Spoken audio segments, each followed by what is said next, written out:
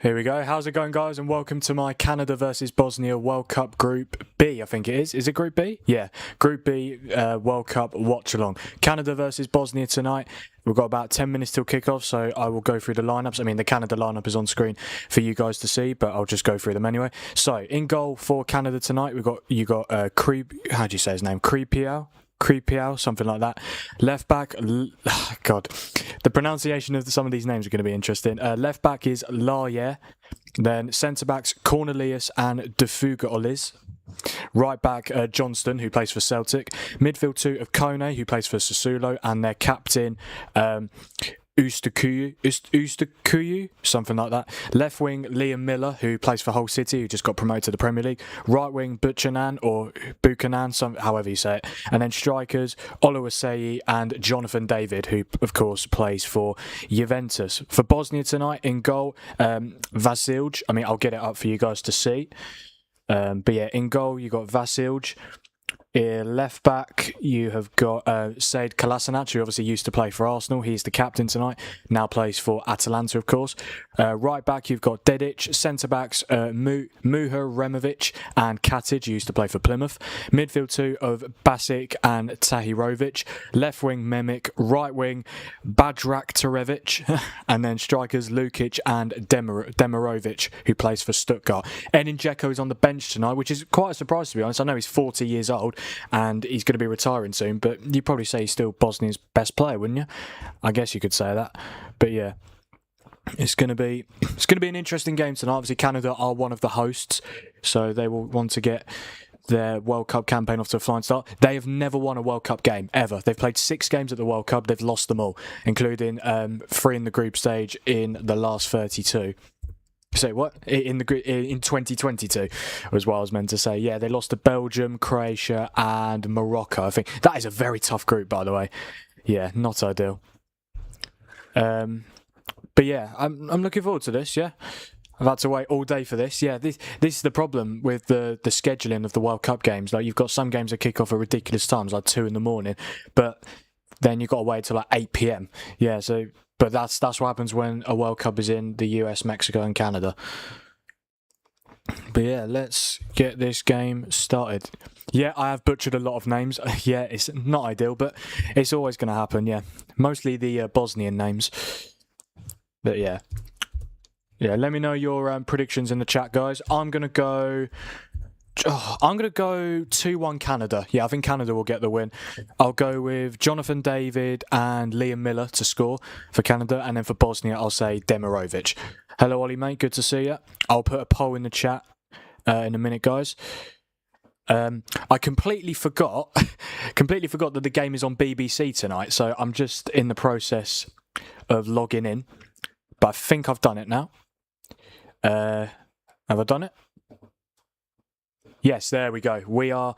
We've got the game on. Yeah, I honestly completely forgot that the game was on BBC. But yeah, there it is. The stadium tonight is in Canada. Yeah, it's called the Toronto. They're saying on FOTMob it's called the Toronto Stadium, but that's just not it. Like, it's really not. Let me find it. I think I've got it in my notes, which I forgot to get out. Yeah, what was the stadium called again? It's called the... Wait for it. What is it called again? I literally saw it. Oh, the BMO Field.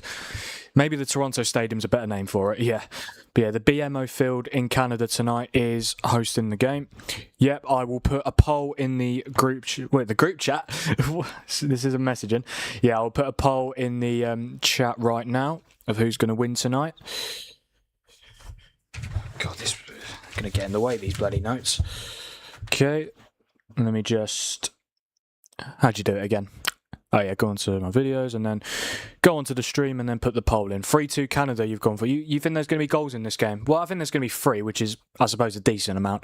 But yeah, I mean, for those of you who were on my watch-along for South Korea, Czechia, 3 in the morning, I've got to say, first off, well done for getting through it. Yeah, we got through it together, guys.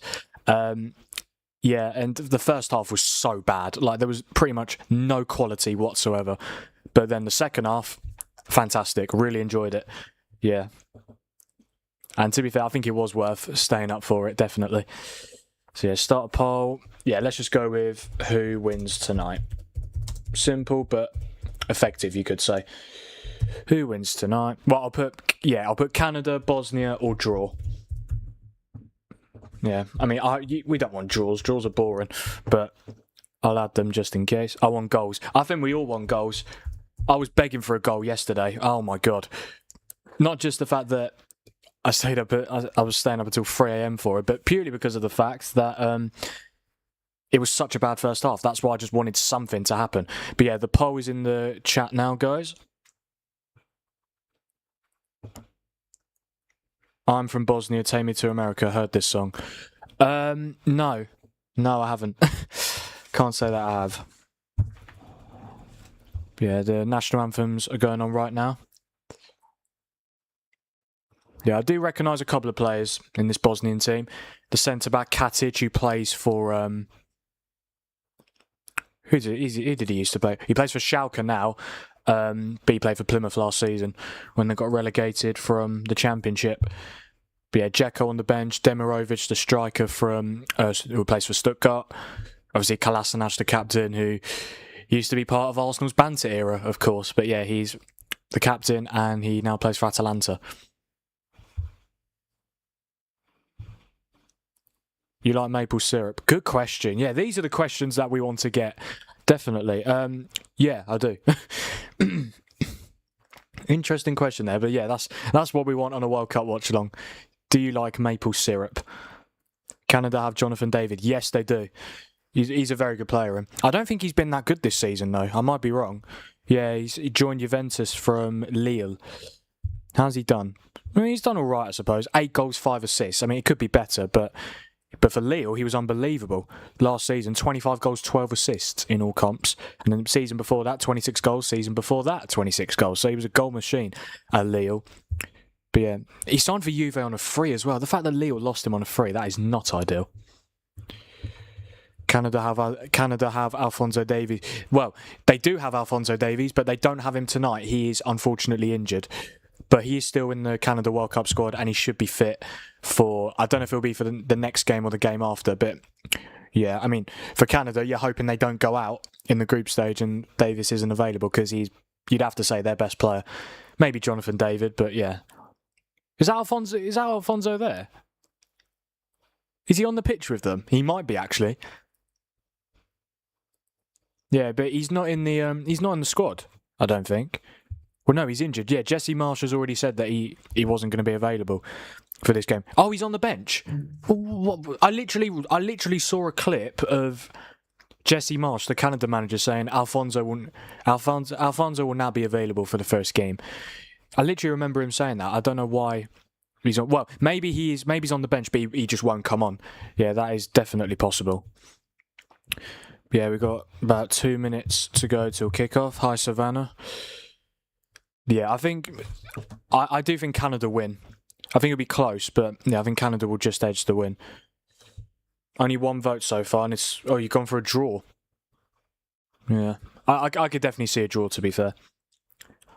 Yeah, I mean, Canada have an awful record at World Cup, 6 games, 6 defeats. They'll be hoping to change that today, and what better way to do it for a tournament that they are obviously co-hosting alongside Mexico and the US. And for Bosnia, this is their first World Cup since 2014. You're right, yes, I'm very good. Ready for this game. And then there's a game later, of course. 2 a.m. kickoff, USA against Paraguay. Obviously, USA, the other hosts of this competition. Yeah, they get their campaign up and running against Paraguay. Yeah, I'll be live for that. 1:45 a.m. on the channel, yeah. Jesse Marsh used car salesman. This could be interesting. What do you mean he used car salesman? Oh yeah, he used to manage Leeds, didn't he? Yeah, and you're a Leeds fan. He wasn't that bad, was he? I mean, he kept you guys up because obviously it looked like you were going down under Bielsa, but he came in and he managed to keep you guys up. Then he got sacked like halfway through the following season. But you went down anyway, so yeah. 3 of the match officials are from Argentina, 2 from Saudi Arabia.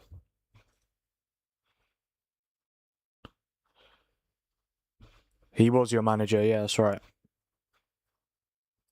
Yeah, but let's be honest. You shouldn't have sacked. You should not have sacked Bielsa. No, you should have kept him. I think. I know it wasn't great, but like the football that he plays, how good you guys were under him. I might have a quick nap, bro. This time kills me. I need to be somewhere. What, 8 p.m? Unless you're in a different country. It's 8 p.m, lad. Unless you're talking about why would you be talking about the USA game? You just said you have a quick nap right now. I mean, it's up to you, mate, but it can't be that bad. You live in the UK, don't you? Yeah, I remember you telling me you're from London. Come on, mate, you got through the 3 a.m. game last night. You can get through an 8 p.m. game. Oh, you meant, yeah, I was going to say, yeah, you meant for the next game at 2 a.m. Yeah, to be honest, I don't blame you. I don't want to risk it, though, because I just know if I was to have a nap in between the games, I would either forget to set my alarm, or I would, what else would I do? I would just, when the alarm does go off, I just go straight back to sleep, so I just don't want to risk it. Yeah. But to be fair, yesterday I was mostly fine. Yeah, it was only until like the last half an hour before I went live for the South Korea-Czechia game was when I started to feel my eyes getting tired. But we got through it. I did yawn quite a few times, I can tell you that. Yeah, it's 8:01, but the game still has not kicked off yet. They're just doing their pre-match huddle. Canada have got some good players, to be fair. Liam Miller, who obviously was part of the whole City team that got promoted just under 3 weeks ago. Was he Jonathan David? Yeah, they've got some decent players. Ishmael Kone plays for Sassuolo. Got some decent players. Alistair Johnston, who plays for Celtic. Yeah. Great manager was Bielsa, but was getting battered 5 or 6-0, so had to go. But yes, brought back the belief to all us Leeds fans. Yeah, maybe in the end. I mean, I think his last game was like a 4-0 defeat to Spurs. Yeah, and you were getting, and then before that you got battered by Liverpool. Yeah, so I can understand it, but yeah, he was a very good manager for you guys. We are underway here in Canada for Canada against Bosnia in Group B of the 2026 FIFA World Cup. I actually need to check. It is Group B, isn't it? Yeah, it must be. They're not going to have Group C or Group D games before. Yeah, it is Group B. I was going to say. Yeah, Canada, Bosnia, and Qatar and Switzerland also make up this group. Yeah, I actually think Canada will go through as well. I really do. And obviously, like, I'm not being funny. 32 of the 48 teams are going through, so to the knockout stages. So it increases your chances, of course. This could have been an early chance there for Canada. They've got a corner though. Good defending from Mihir Removic. Hoping for both teams to score in this game. Yeah, I do think both teams will score. I've gone 2-1 Canada. It's all about the money, isn't it, Dad? And we're not even a minute in, and the referee's already talking to players in the box before the corner goes in.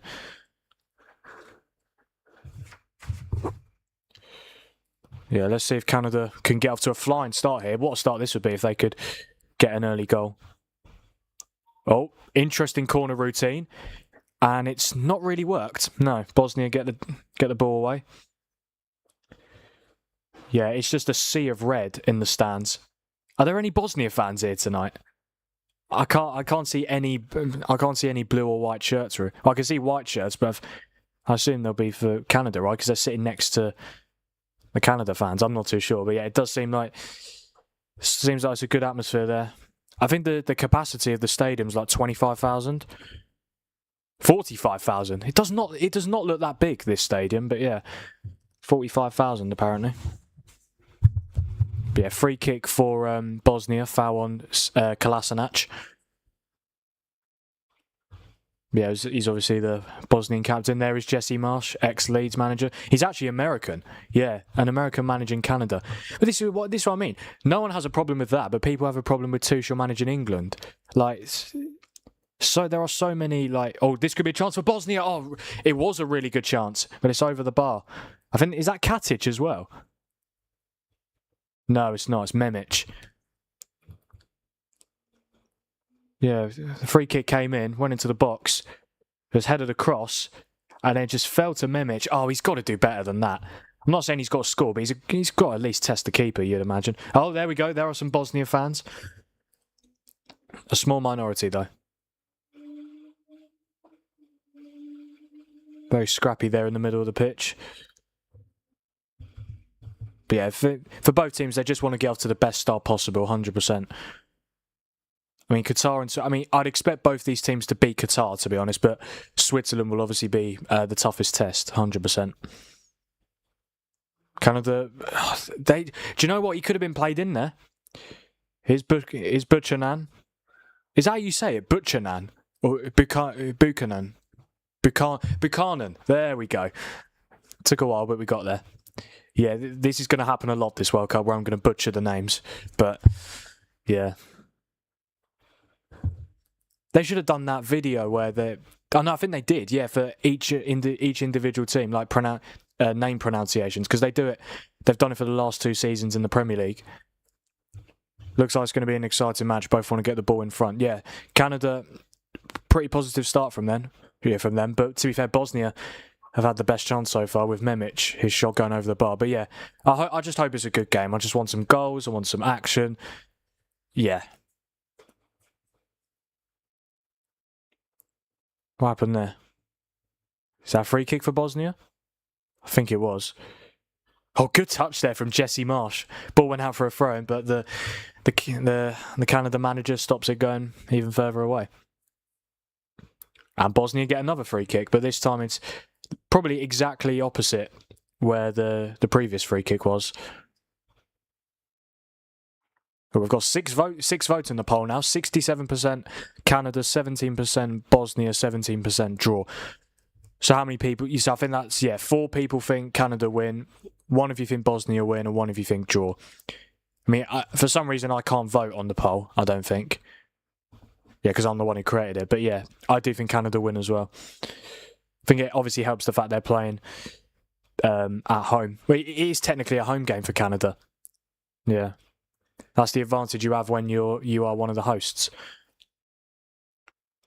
There is the Bosnian manager, Sergi Barbares. He is Bosnian as well, so no one has to have a problem with that. A Bosnian managing Bosnia. Yeah. But honestly, I really don't think it matters where you're from in terms of the country you manage. It's becoming quite common, well, a little bit common for managers to manage national teams where they're not actually born. Like Ancelotti, who's Italian, manages Brazil. Tuchel, England. Roberto Martinez, Portugal. Pochettino, USA, who obviously playing later. Yeah. There might be some others as well. Obviously, there's France have got Deschamps and are going to get Zidane after the World Cup. Their team is already incredible, and now you're getting an even better manager in, looking to dominate international football.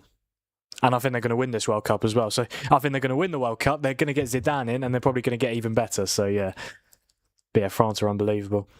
They've got their first game against. I think their first game is against Senegal. Yeah, that is a few days away. Yeah.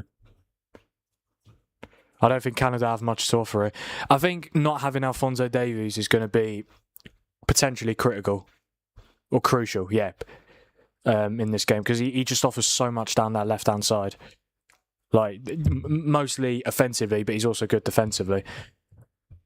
Yeah, I mean, but they've got Jonathan David up front. You've got Liam Miller on the left. You've got Buchanan on the right. You never know. And to be fair, it's not like Bosnia's defence is amazing, is it? Yeah, we'll just have to wait and see. Headed away by Cornelius. Lol, hold on. What do you mean? Why hold on? Well, are you coming in? Oh, wait, up to 7 votes now. Yeah, most of you think... Oh, no. One of you's voted Bosnia to win. Is there 4 games tomorrow? No, there isn't. I think there's 3. Well, why don't we check? Yeah. We'll do... I know, but look, I'll just check anyway. So, tomorrow, 2 a.m, USA-Paraguay. 8 p.m. Qatar, Switzerland, and 11. I'm really looking forward to this game. Brazil against Morocco. That's going to be class.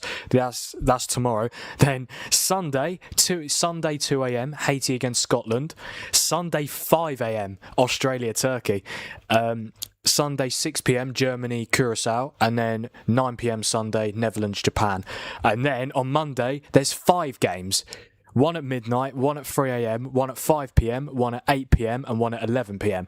And then Tuesday morning, there's a 2 a.m. game. So I'm going to be very busy these next couple of days. Well, for the whole tournament, yeah, but especially these next couple of days. 5 games in one day. I'm looking forward to it. But no, 3 games tomorrow and 4 games on Sunday. Going to be a busy weekend. That's definitely gone off. They're still tussling. But yeah, the referee gives a throw-in. Good tussle there between Kolasinac and Buchanan.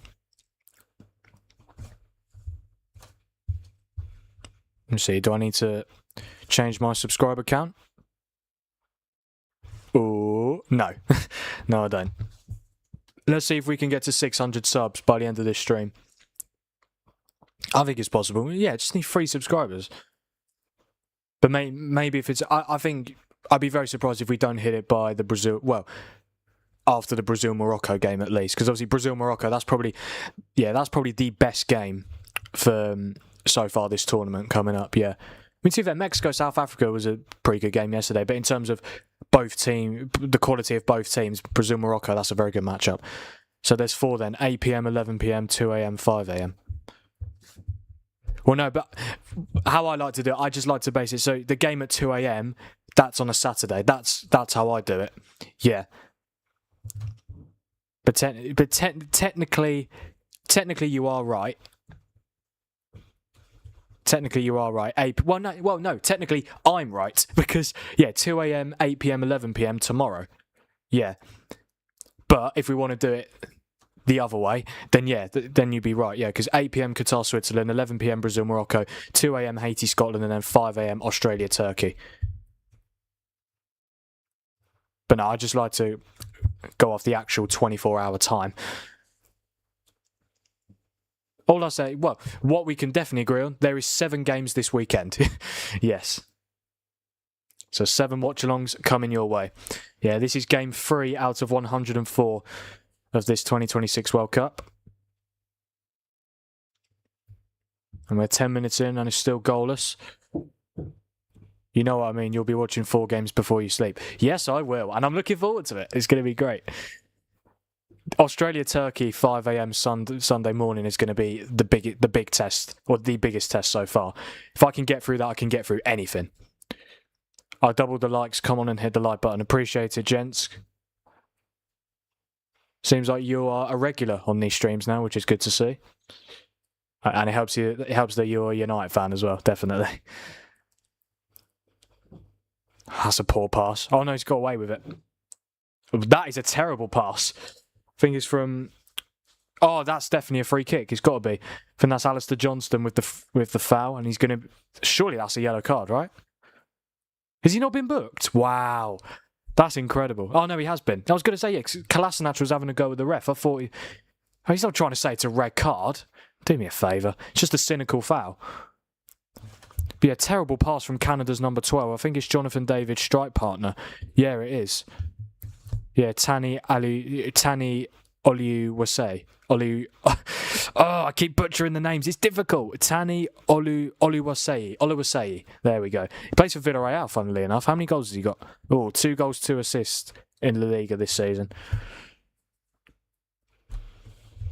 Yeah, Bosnia have got a player down here from the foul from Alistair Johnston. I think it's Memic, who was racing down that left wing.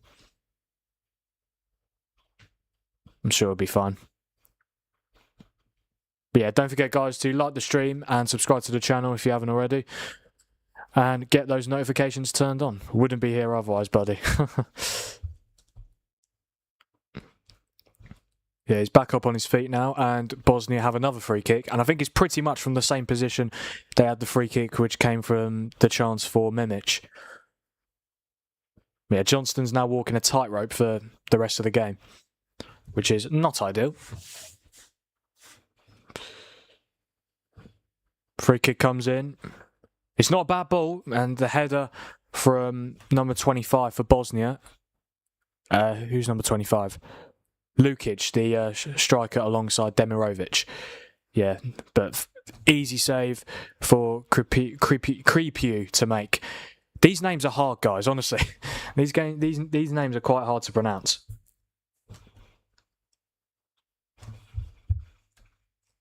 Bosnia coming forward again. That's a good interception from Liam Miller. Going to be a Premier League player next year, of course, with Hull City. I think he had quite a good season as well. Didn't he score in one of the playoff games? No, he didn't. What was his stats this season? 3 goals, 5 assists, yeah. Be interesting to see how much he plays in the Premier League. Well, Hull are going to have to... If Hull want to stay up, they've got to strengthen massively. But their owner has said they've got a transfer budget of about 220 million. And obviously they could have more if they sell a couple of players. So yeah, they've... But then again, it's probably more about buying than selling for Hull this summer. Is David going to get there? Oh, it's good defending from Kolasinac. It's with the Bosnian goalkeeper. Forgot his name. What's his name? Vasilj. Yeah, I mean, for Bosnia, obviously, they haven't been at the World Cup since 2014. And the way they got here was incredibly similar to the way that Czechia got here. Yeah, Bosnia in the March international break beat Wales on penalties after a 1-1 draw. And then, after a 1-1 draw. And then after a 1-1 draw against Italy, they beat them on penalties as well. So yeah, 2 penalty shootout wins in a row to get here. But yeah, they're here instead of Italy. 3rd World Cup in a row that Italy haven't qualified for, which is just crazy and unheard of, really. Yeah, Canada tried a quick throw-in. I think, have they managed to get a corner from it? Yes, they have. Approaching a third of the way through in this first half. Still goalless. Short corner this time. Goes back to the player who took it. What was that for a header from Oluwasi? That's not how you say it. oh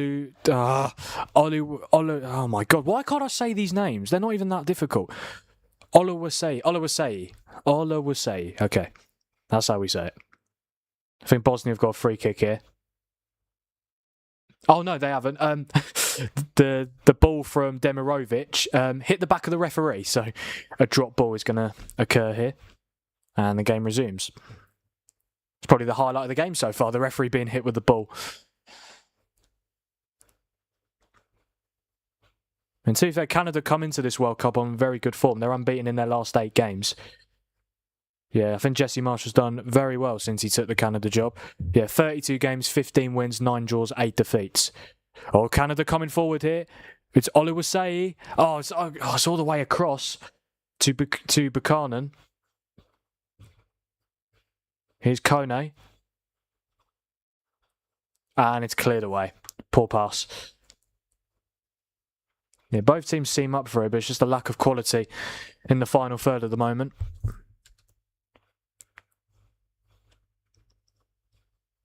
Yeah, so how many? Only one of you voted for a draw, and 2 of you voted Bosnia. 4 of you voted Canada to get the win here tonight. Here is Liam Miller.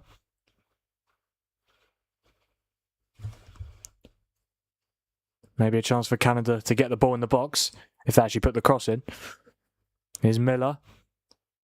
Puts it in. It's not a bad ball, and it's headed away brilliantly by Kolasinac, who's been heavily involved so far defensively. Here's Alistair Johnston. Ball into the box. It's a really good chance for Canada. Oh, Jonathan David. You would fully expect him to put that in the back of the net, but he's put it straight at the goalkeeper, Vasilj. Really good chance there for Canada. Ball came in from Johnston. Oh, it's a really poor touch. Who did that come off for Bosnia? I think it might have been their right back. Yeah, I think it came off. Yeah, just the ball hit dead edge. He failed to control it. Fell to Jonathan David. He had quite a lot of time as well. He could have easily taken a touch forward. But no, the shot on his... I'm assuming he can't be left-footed. Surely not. Well, apparently his preferred foot is both. So yeah, I'm very surprised he's not scored that chance. Definitely the best chance of the game so far. And another free kick, this time for Canada. Yeah, out of all the Canada players on this pitch tonight, you would want Jonathan David on that chance. How has he missed? He's put it straight at the goalkeeper. Oh, that's amazing. That reaction from Jesse Marsh. He was fuming. Well, I would be as well.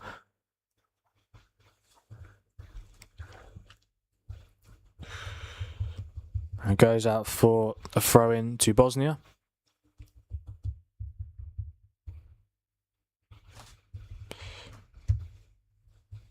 Yeah, let me just put the Bosnia line up on screen.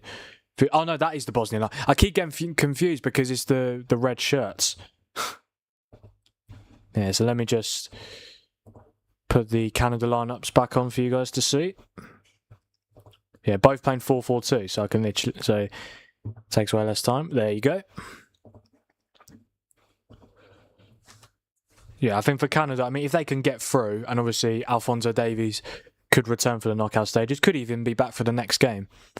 Yeah, I mean, I know he's on the bench, but I'd be very surprised if he even comes on at all. Would be really surprised.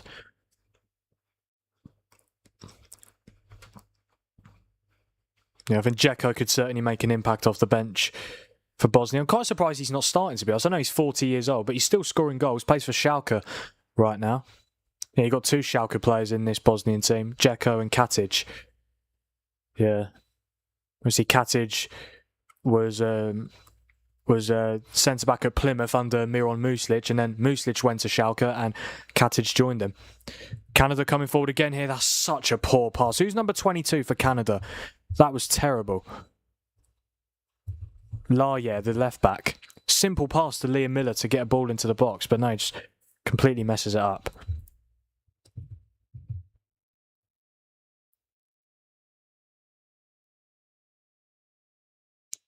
Yeah, definitely a free kick. He knew it already. He knew the Canada captain. How do you say it? Kuyu. Why these names? Why Stephen? Should we just call him Stephen? That's his first name. Yeah, the foul from Stephen, the captain there, and he knew it. He put his hands up straight away to say sorry. I like it when players do that, because sometimes when it's a free kick, players are like, oh, I didn't touch him, but no, he just admits it straight away. Fair play. Could be a chance here for Bosnia. Here's Badrat. Oh, how do you say his name? Badrak Turevic. Such a long surname, honestly. Is it what's been given? Goal kick or corner? I think it's a corner for Bosnia here. Exactly 20 minutes gone. And the free kick, so the corner won by Bosnia's number 20. It was good defending, to be fair, from Laje. So yeah, corner for Bosnia. And the referee speaking to more people in the box. Bloody hell, seriously. Right, corner comes in. Chance! It's in! It's into the back of the net, and Bosnia lead at the Toronto Stadium. And I think is that Katic? No, it's not Katic. Who scored? Who's number 25? Lukic. Lukic, the striker, alongside Demirovic. He probably is the guy that's starting ahead of Edin Dzeko as well, because obviously Demirovic has had a very good season for Stuttgart. Surprised that Dzeko wasn't in the lineup, but Lukic has proven why he's in this starting lineup tonight. Very good header, and Bosnia take the lead. Oh, I've got to say, it's a brilliant... Who's number 5? Say Kolasinac. Fantastic again. He's been brilliant defensively, and he's involved for this goal. Gets the assist. Yeah, corner comes in. Kolasinac headers it back, and then Lukic headers it into an empty net from the corner. 1-0 to Bosnia. Very good start for them. Their first World Cup since 2014. And the 12-year wait for a goal is over. Yeah, I mean, Canada, they've managed to get forward a few times. I mean, it just shows that Jonathan David chance. If you don't take your chances, you will get punished. And that's exactly what's happened there. Canada should have been 1-0 up through Jonathan David. But then about 2 or 3 minutes later, Bosnia take the lead. Where is the US game tonight? I would assume it's in the US. It should be in the US, right? Yes, it is. The Los Angeles Stadium in California, in Inglewood, California. Yeah, I don't know the exact... Yeah, what's the exact name for it? Oh no, I think it might be LAFC Stadium. That's why, yeah. But yeah, should we just say the LAFC Stadium in Inglewood, California. That's where the US Paraguay game is, which I will be doing a watch along for. I'll be live from 1:45 a.m. It would have been a pen anyway. Defender literally throws a Bosnian player down. I didn't actually see that, to be fair, but yeah. They didn't have, the VAR didn't have to intervene, of course, because Bosnia have taken the lead. And here we have the first drinks break. Before we said Demirovic was the Dzeko replacement. No, Lukic's, I assume. No, because Demirovic has had a fantastic season for Stuttgart. And obviously Stuttgart managed to qualify for the Champions League. Yeah, playing a front two. Yeah, he's got 12 goals in 25 games this season. Yeah, is Lukic? Jovo Lukic. He plays for University Cluj. What country are they in? Romania. He plays in Romania. Yeah, honestly, I'm quite surprised he's starting, but he's justified his selection by getting the goal. But no, I thought it was going to be Dzeko and Demirovic front two, but no, it's Lukic and Demirovic. But then again, Dzeko is 40, so I kind of understand why he's not starting from the off. You 100% told me that as I put it in my bet. No, I didn't. No, actually, did I? I might have done. I can't remember, to be honest. Did I really say that? Demirovic? Oh, no, I didn't tell you. No, yeah, I think I did tell you that. No, yeah, because I completely forgot to tell you that it's a front two for Bosnia tonight. But what did you put in your bet? What for Demirovic to score? Well, he could still score. He's a good player. It's the Sophie Stadium. Pretty sure it's the most advanced and most worth stadium in the world. Oh, is it? Yeah, FotMob need to do better with these names. Like, I would never have picked him otherwise. Sorry about that, Dad. Hope you still win your bet. Well, you need both teams to score, don't you? Yeah, I think Canada will score. You owe me 50 quid. When I get monetized, I'll sort you out. Nah, just a shot. Oh, okay. Well, yeah, that's fine. Yeah, I'm sure Demirovic will have a shot at some point. We're only 25 minutes in. So let me search out. I think I have heard of that stadium. Yeah, the Sophie Stadium. Yeah, it has a capacity of 70,420. Yeah, just looking at the pictures, it looks like a... Oh, wow. It's an unbelievable... Oh, that stadium looks brilliant. Yeah, it's got like the... Oh, that is class, yeah. Yeah, so the Sophie Stadium tonight, well, I say tonight, early morning, is hosting the USA-Paraguay game. Expensive, actually. 5.5 billion for the stadium. Wow. Probably worth it, to be fair. The stadium looks unbelievable, so looking forward to watching that game now. I was anyway, but yeah. Yeah, I mean, what's going to be interesting, right? Like with how because obviously there's 3 teams hosting it this year. See, Canada, USA, Mexico. For some teams, they'll be playing games in different countries. Yeah, so one game you might play your first game in Canada and then play your second game in Mexico. Like there's a lot of travel involved, unless they've done it in a way where, unless they've done it in a way where, so for example, Bosnia playing this game in Canada tonight, they might play their other 2 group games in Canada. I'm not 100% sure, but that'd probably be the best option, to be fair, so they don't have to travel all around the bloody world. What did you call it, Lowell? I called it the the Los Angeles Stadium, because that was the name for it on FotMob. I thought it was the Los Angeles FC Stadium, but it's not, apparently.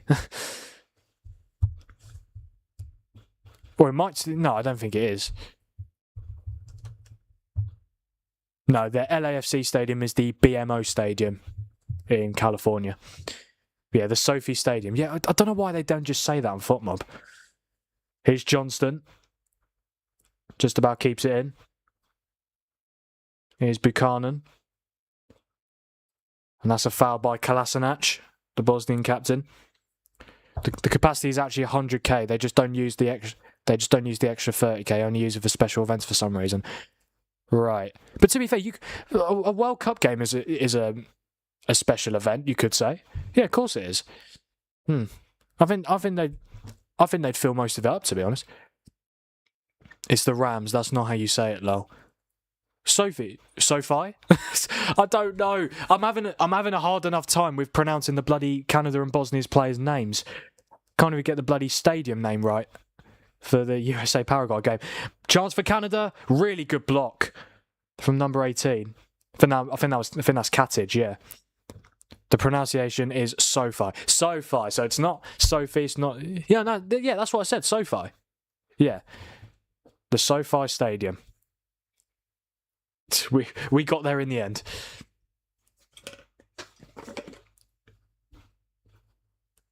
What happened there? Oh, come on. That's never a free kick. It wasn't given as well, yeah. Too right it wasn't. Yeah, pronunciation there. So, the SoFi Stadium will be hosting the USA-Paraguay game, 2 a.m. kickoff. 1:45 I will be live for it. Corner for Canada? Yes it is. Approaching half an hour in this game, you were saying Sophie. Yes, Dad, I know. I was saying Sophie. I said Sophie, then I said SoFi. So I got it right in the end. I don't, honestly, this is, so I can't get the name of the stadium right. I can't pronounce some of these players' names. This is going to be the case for pretty much the whole World Cup, but yeah. Oh, here's a chance. Jonathan David, I know I can say his name. I could definitely say his name. That's a free kick, surely. Yeah, free kick for Canada. A decent position as well to get the ball into the box. Yeah, foul by Bosnia's number 4. Their centre-back, what's his name again? Muha Removic.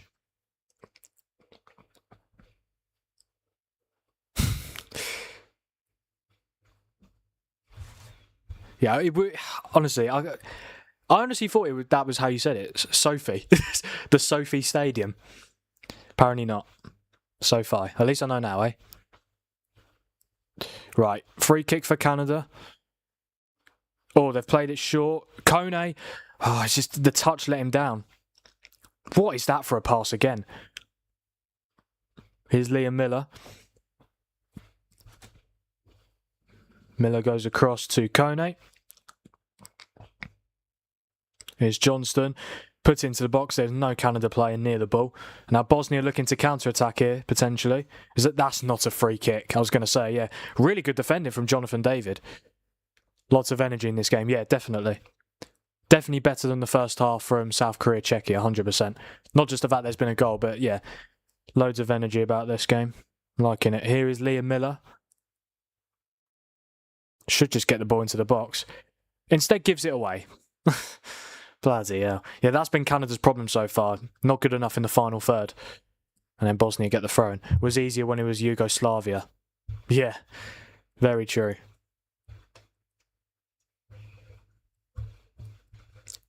Half an hour gone in this game, guys. Don't forget to like the stream, subscribe to the channel, and get those notifications turned on so that you never miss a future watch-along. It's alright, we've still got 101 of them to go this World Cup. Here's Buchanan. But yeah, Brazil-Morocco tomorrow. I cannot wait for that game. That's going to be great. It's a shame that Neymar's not going to play.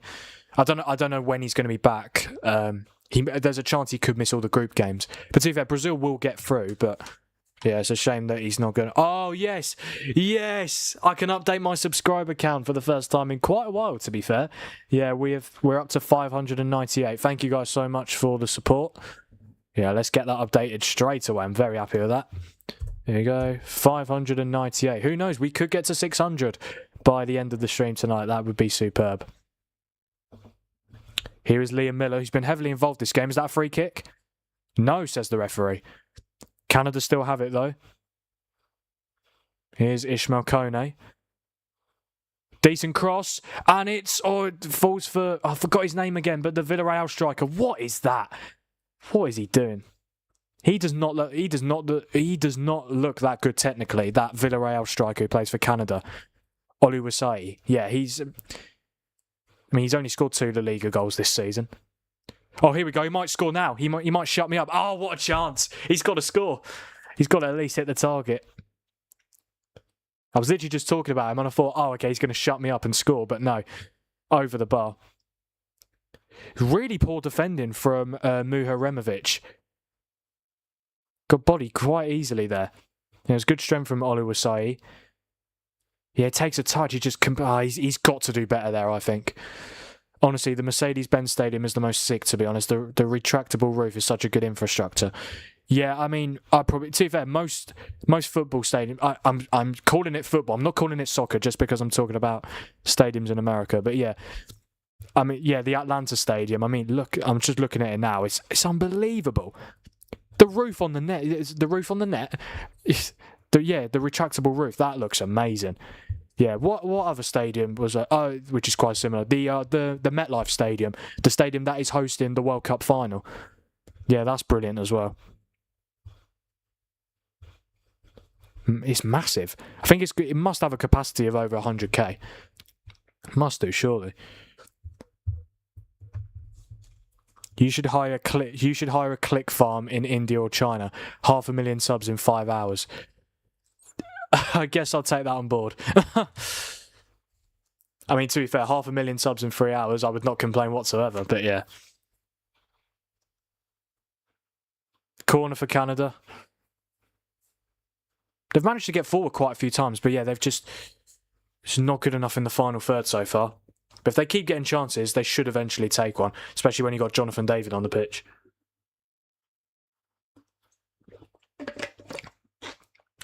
Corner for Jesse Marsh's side. It's not the worst ball in, but again, Bosnia get it away. Dallas Cowboys Stadium is unreal too. Let's research that as well. I wonder if the MetLife Stadium's hosting the World Cup final.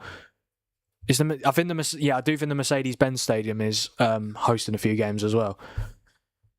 Dallas Cowboys Stadium. Oh wow, mate, these stadiums are incredible. It's called the AT&T Stadium. Yeah, that is unreal. I know most of them are NFL grounds, but still, they're brilliant. But this summer they are being used for the beautiful game. Just over 10 minutes to go till halftime. I'm just going to put the Bosnia lineup on screen now. I know I don't have to tell you guys all the time, but it's just in case I go silent for like a brief period. There we go. Yeah, so far, Canada 0, Bosnia 1. Lukic with the only goal of the game so far. Corner came in. Kolasinac, the Bosnian captain, headed it across, and then it was a tap-in header for Lukic.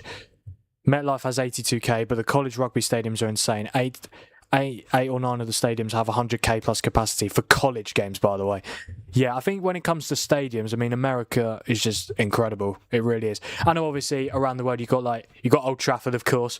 You've got the Bernabeu. You've got the Nou Camp. Of course, fantastic saying. The Allianz Arena, superb. But yeah, when it comes to stadiums, you probably have to say that America are the best in class when it comes to stadiums. But for college games, that's crazy.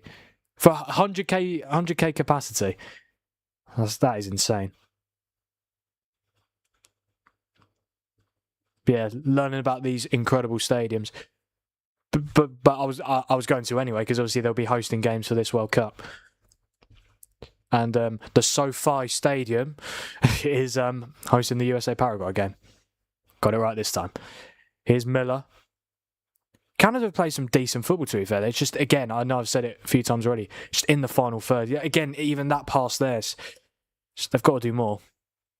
That's a Bosnian throw-in. And we've got 10 votes on the poll now. 6 of you going for Canada, 3 of you going for Bosnia, 1 of you going for a draw. I mean, my 2-1 Canada prediction is still on. Who did I say would score for Bosnia? I said Demirovic. And it was Lukic, yeah. I think Liam Miller's played quite well so far. Obviously, I am aware of him as he plays for Hull City.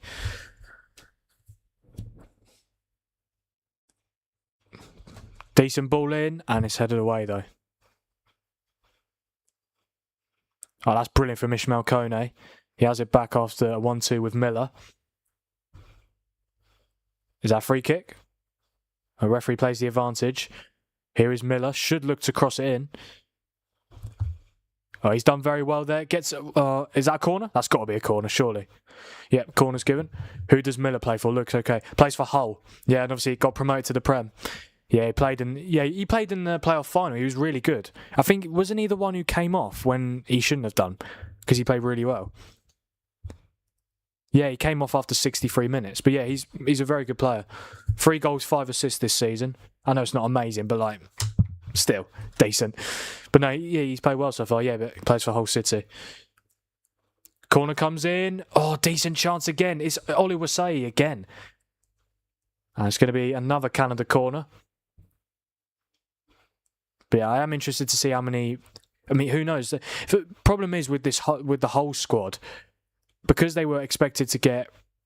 People expecting them to get relegated. The fact they got promoted, there are going to be a couple of those players who, even though they've massively contributed getting Hull to the Prem, it's like with Sunderland. Like the Sunderland players that contribute to get them into the Premier League, I think only like 2 or 3 of them are like regular starters. Yeah, and then some are still involved, but like, yeah. But it is a big step up, absolutely, the Championship to the Prem. And you've got to be ruthless sometimes. But no, I think Hull should definitely keep him. Play well so far. 7 minutes to go until half-time stoppage time.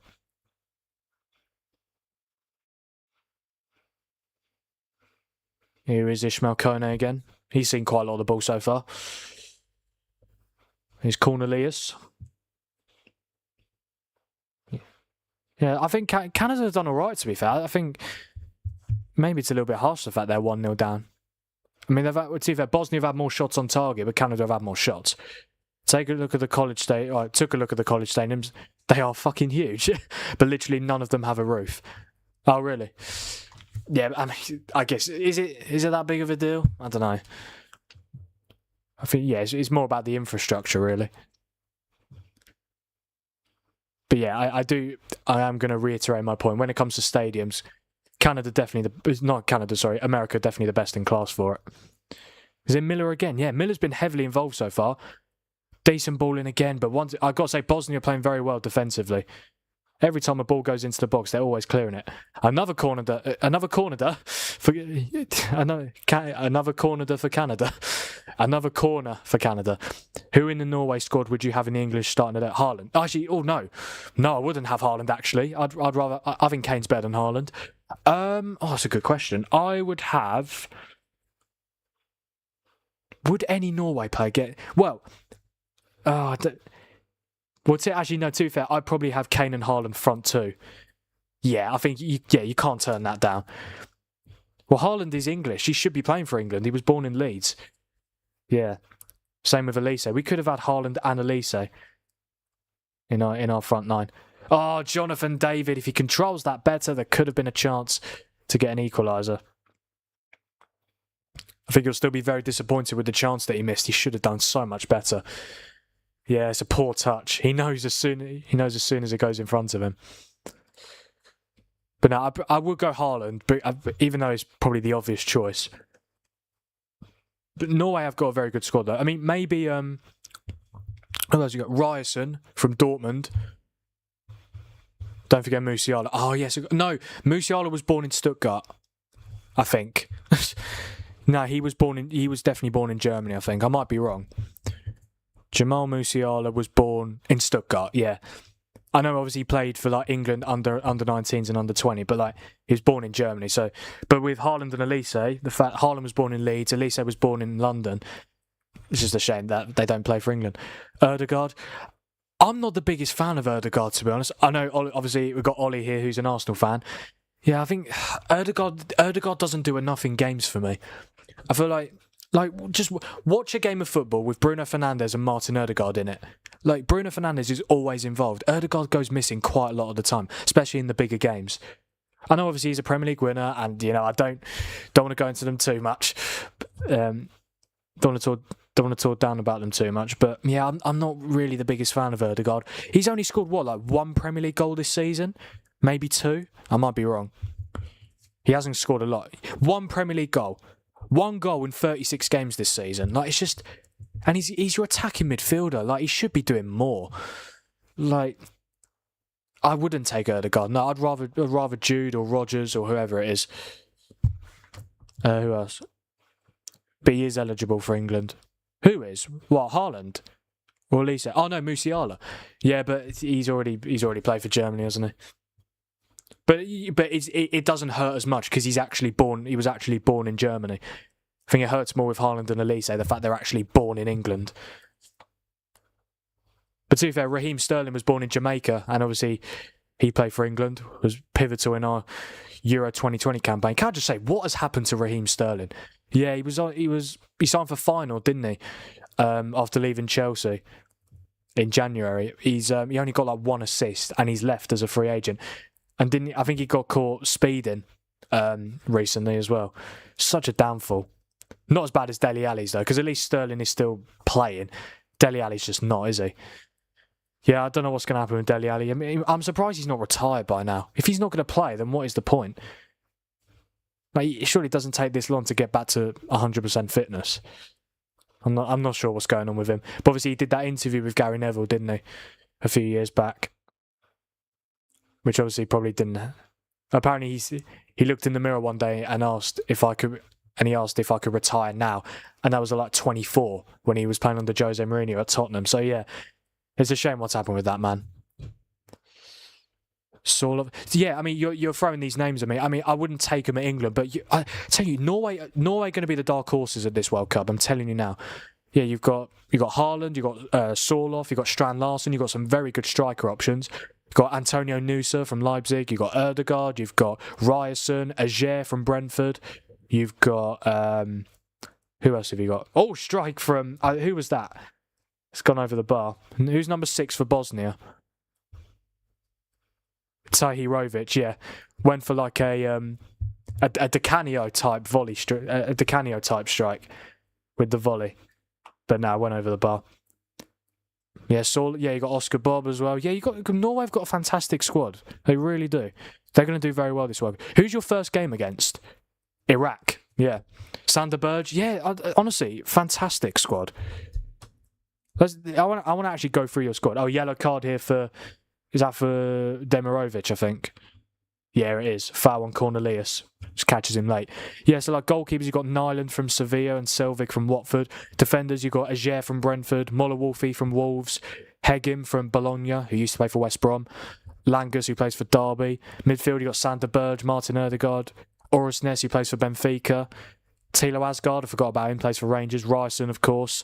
Then you've got Sorloth, Haaland, Strand Larsen, Nusa, Sheldayup, who plays for Benfica, Haug, who plays for Bodo Glimt. You've got an unbelievable squad, mate. You're going to do really well.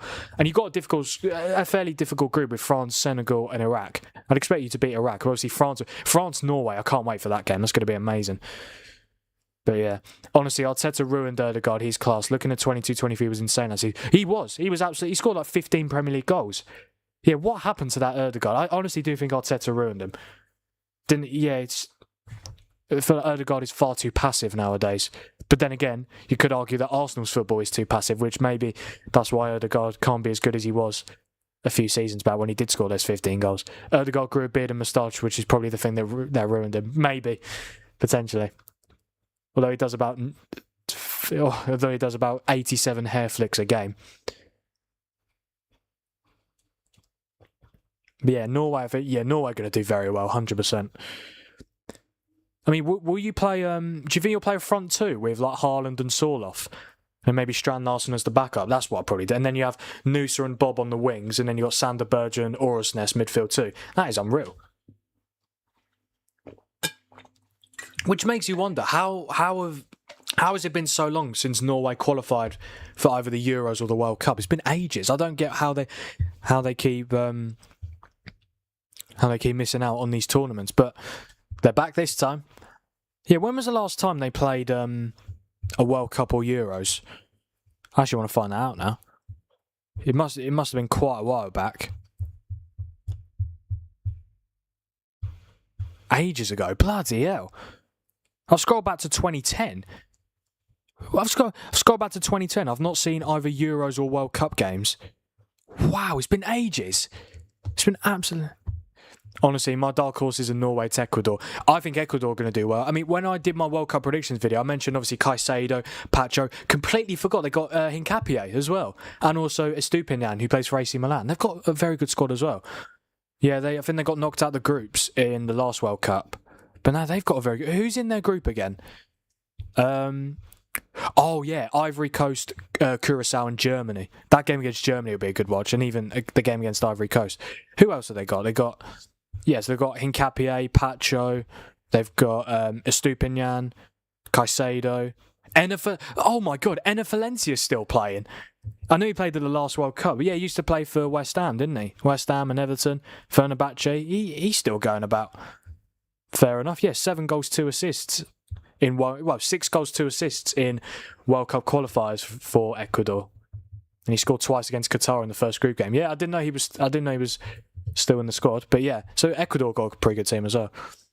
That would be a team to watch, or maybe to be fair, people like to say who their surprise package is going to be and then their dark horse. Isn't that kind of the same thing? Because surprise package is someone who does very well when you don't expect them to. Isn't that what a dark horse is? Or dark horse is maybe, yeah, but the surprise package is like a team who, let's just say, expected to get grouped, but then actually go through to the knockout stages. And then a dark horse is someone who could get to like the quarterfinals, for example. That's probably the difference. 28 years since the last World Cup. That is crazy, considering how good your squad is. What about the Euros? When was the last time you played at the Euros? That must have been a while back as well. Ecuador can seriously 1-0 their way out of the group, to be fair. They probably could as well. I think they will get out of the group. I think they'll finish third. They've got Curacao, Ivory Coast and Germany. They could definitely beat Germany, by the way. I think Germany will top the group, but I don't think it's an absolute given. I really don't.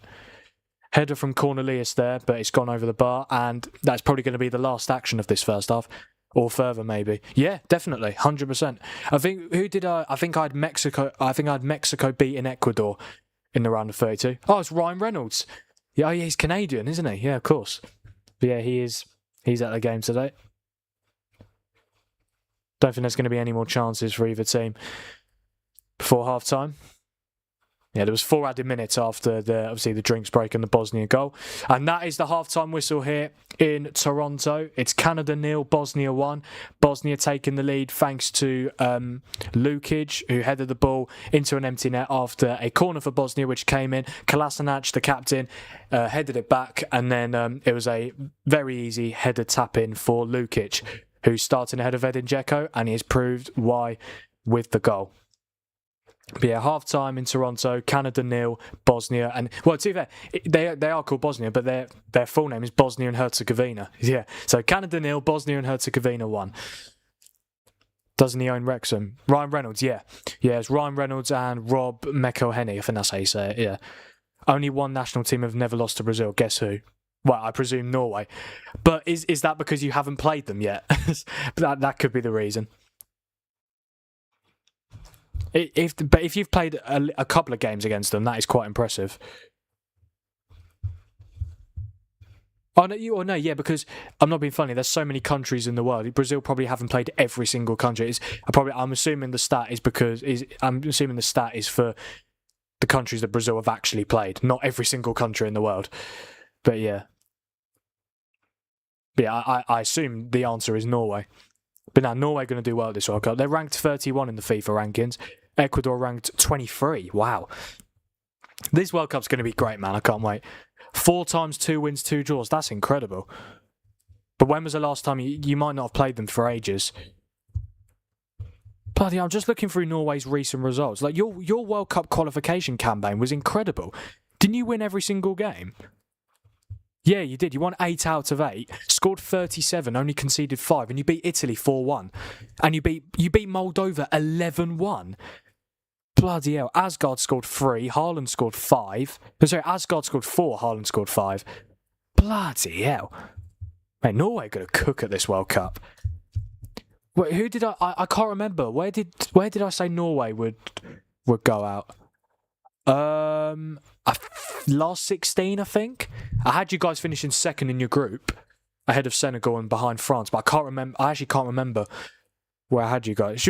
I might have a quick look here because obviously my phone's here. I might just quickly go to the knockout stages because yeah, I think I definitely had you guys getting into the knockout stages. Can't remember if it was last 32 or last 16. I said you'd go out. Oh yeah, I had you guys playing Ivory Coast. Did I have you guys winning though? Yeah, I had you guys to get to the last. Yeah, I think I had you losing to Brazil. I think you're right. Yeah, I had you guys being Ivory Coast in the last 32, and I'm assuming I had you. Was it against Brazil? Yes. But to be fair, I was thinking about it. I was a little bit tempted to put Norway through, but no, I had Brazil going through. But I think I said it would go to penalties. Yeah, I had you guys losing to Brazil. But again, there's no shame in that at all. But I honestly think you could beat those guys. I think Brazil are good, but like they're not as good as they used to be, for example. But then again, you could argue they've probably got the best manager that they've had for ages in Carlo Ancelotti.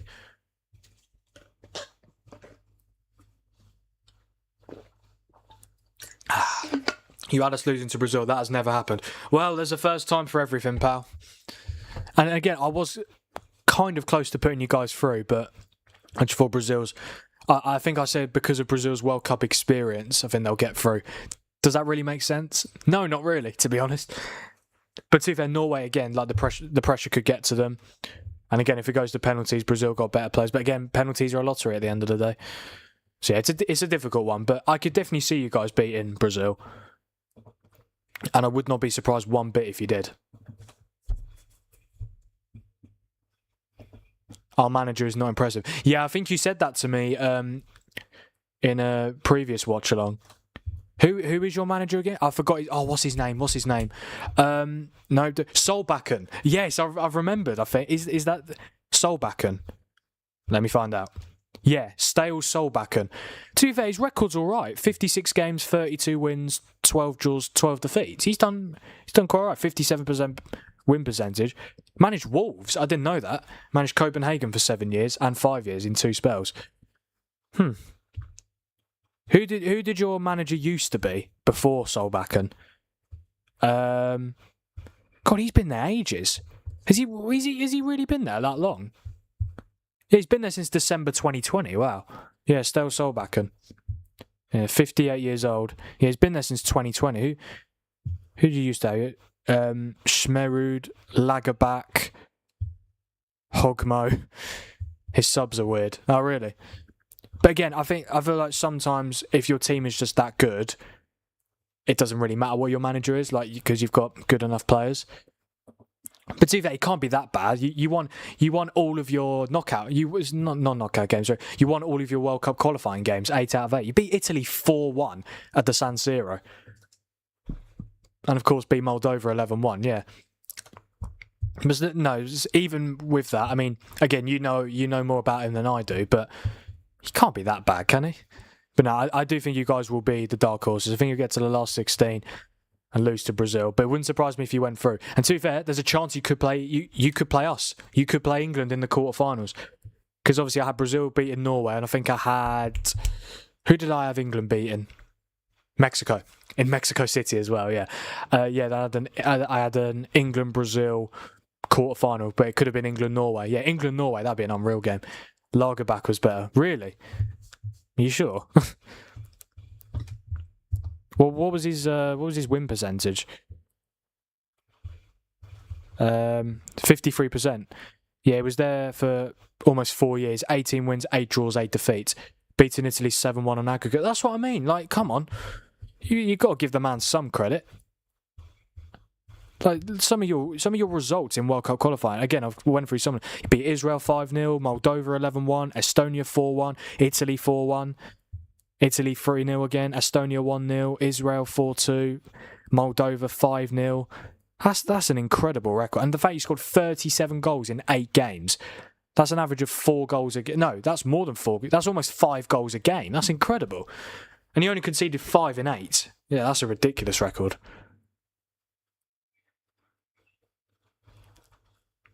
But yeah, so I do think you've got to give the man some credit. Definitely.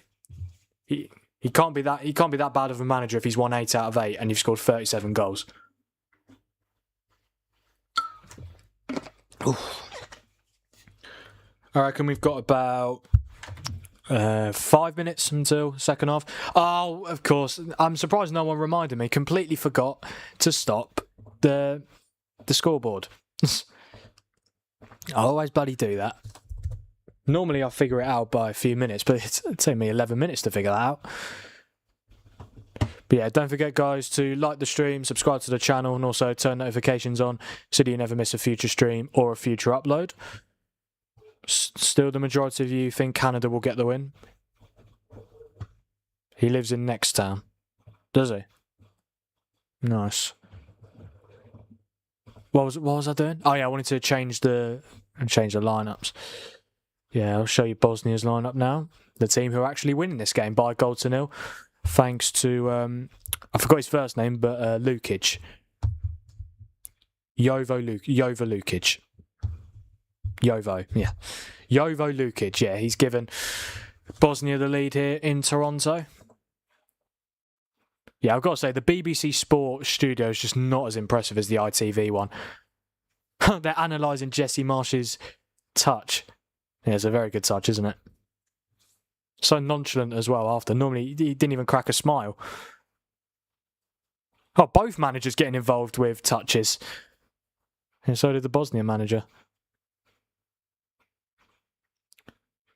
But yeah, I mean, to be fair, like the view of the view in the back. Oh, it's a green screen. Of course it's a green screen.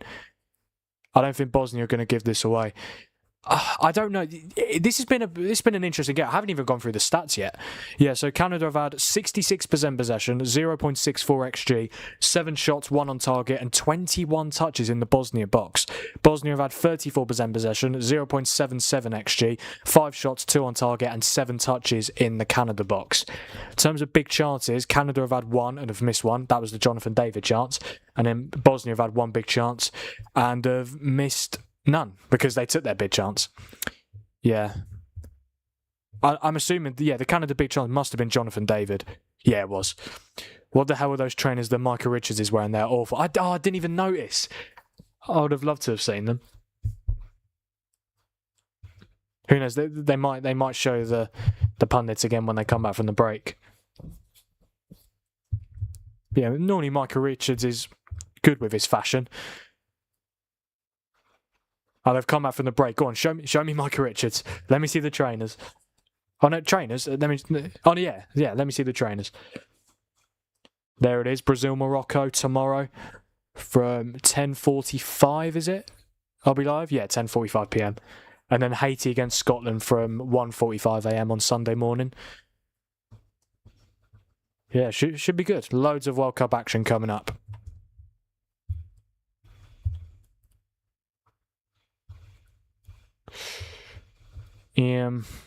What's going on here?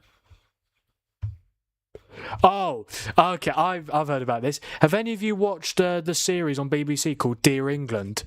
Yeah, it's basically a series about Gareth Southgate's tenure as England manager. Yeah, can I just say, some of the actors they've got like to play. Like, have you seen the actor that's playing Wayne Rooney? Oh my God, looks nothing like him. Yeah, but have any of you watched that? Yeah, it's called Dear England on BBC. Yeah, I've seen some clips of it, but haven't watched it. Might give it a watch, we'll see. But yeah, it's essentially just about Gareth Southgate's tenure as England manager.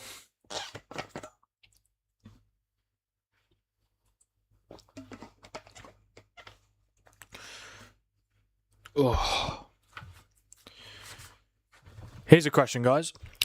Do we think? Do you think Scotland get out of the group? I don't think they do. I think they'll beat Haiti, but then I think they'll lose to Morocco and Brazil, and I don't think they'll finish as one of the best third-place teams. Nah, but to be fair, one win might do it. That's the thing, and especially if they win by a few goals. But no, I just think Morocco and Brazil are far too good for them. I think they'll beat Haiti. They should. If they don't beat Haiti, they're done. It's so over. But no, I don't think Scotland get out of the group. But if they don't get out of the group this time round, they will never get out of the group ever. They've never played a knockout game in their history ever at a major tournament. And this is the best chance you're going to get. There's more teams. 32. You've just got to be one of the third. You've just got to, even if you finish third, you've just got to be one of the best third place teams. 8 of the 12 best third place teams go through. I think Scotland will make it. Do you? Where though? What do you think their results will be? Because yeah, I think they'll beat Haiti and then lose to Morocco and Brazil. But ultimately, I think they'll have a negative goal difference. Could be a big factor, 100%. I think it will come down to goal difference because I think a few teams will finish on 3 points.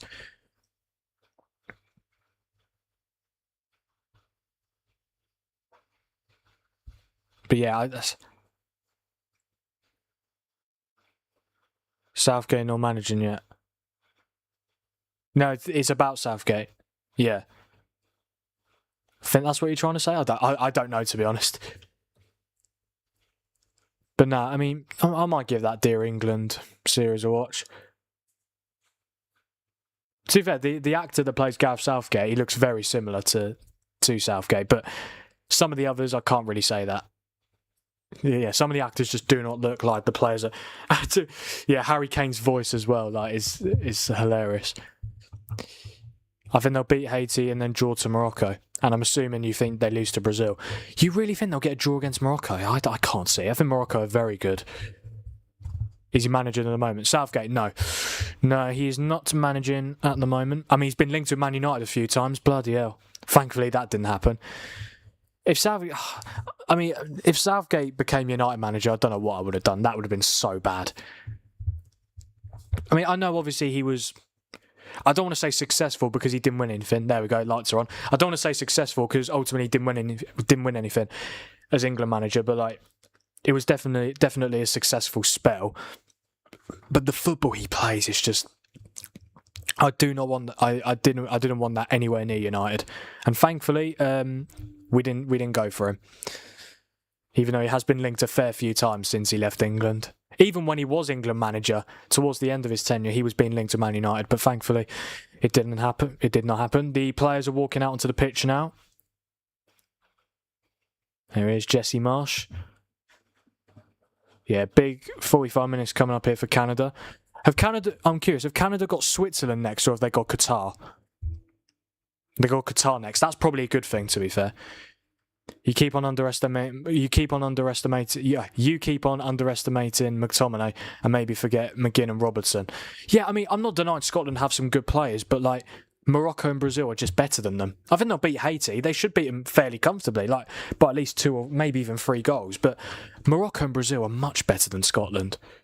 Scotland lost to Hungary at the last Euros, and they're really not that good. Look, I might be wrong. We'll have to wait and see, but yeah. The second half is underway here in Toronto. It's Canada 0, Bosnia and Herzegovina 1. Jovo Lukic with the only goal of the game so far. And an early shot there for Bosnia. And the keeper has to make a save. Demirovic with the strike.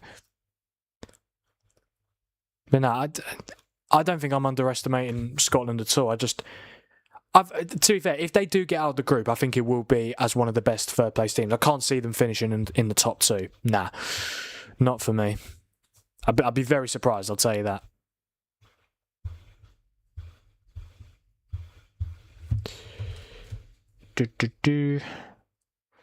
Yeah, I don't know if Canada win this game anymore. I don't know. They've just been so poor in the final third. They're getting into the positions, but they just cannot get some chances. They just cannot really create any chances.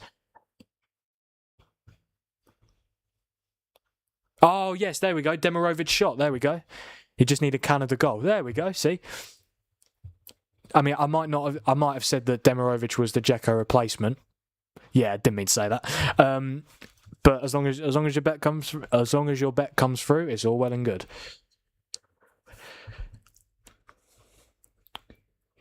Here is Alistair Johnston.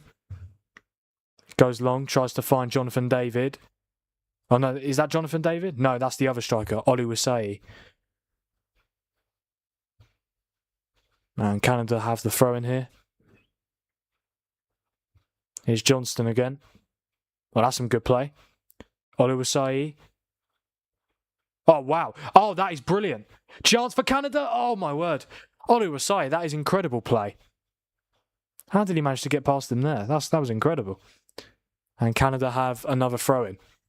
Wow. Gotta say, he's not been amazing so far, Oluwaseyi, but that was incredible footwork.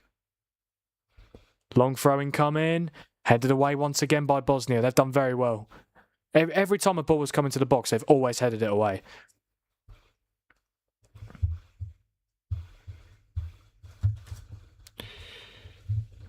Oluwaseyi gives the ball away again. And then Bosnia. Well, it's going to be another Canada throw, and the keeper's kicked out of play. Not the best distribution. Here is Buchanan. Once again, headed away.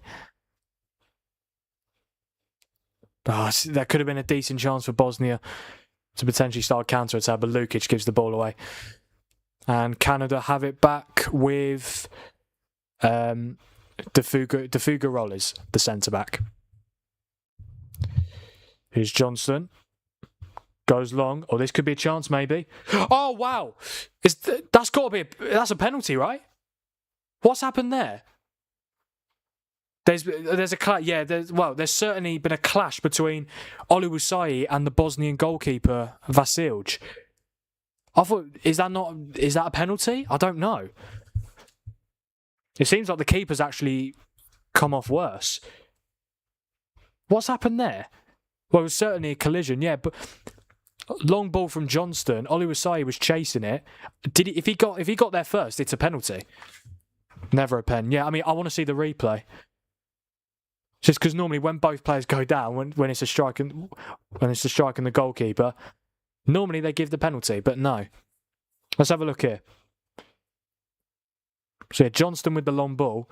I mean, the defensive trap, or the offside trap from Bosnia is terrible. Did he get there first? Oh no, the keeper got the ball. Fair enough then. At least I think. Oh wow. Well, he got the ball, but he also caught Oluwaseyi as well. Yeah, punched the ball and then punched him. Yeah. It won't be a penalty though because he got the ball first, and ultimately he can't back out. Yeah, they're just showing the footwork from Oluwaseyi. Oh, look at that! That's incredible. It's offside though. No, I don't think it was. No, I think it is offside. Is he? He looked on to me. Looked like a very poor offside trap from Bosnia. But yeah, I don't think it was going to be a penalty anyway. But Miller is rapid. Yeah, he is. He's a good player. Really good player. Oh, here he goes, Liam Miller. Wow, he's got to play him. Oh no, it's such a bad ball. But yeah, Miller's had a very good game so far. Yeah, but again, that is another prime example of how poor Canada have been in the final third. If they can just sort that out in their game, they'll find an equaliser, definitely. Free kick for the Canadians. Foul by Demirovic.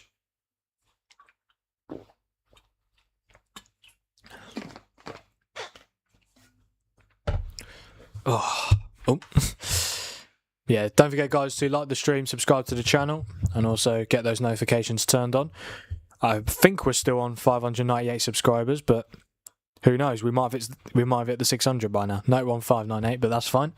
We've gained a subscriber from the stream, so I do really appreciate that. Dedic clears away, but it's out for another Canada throw-in.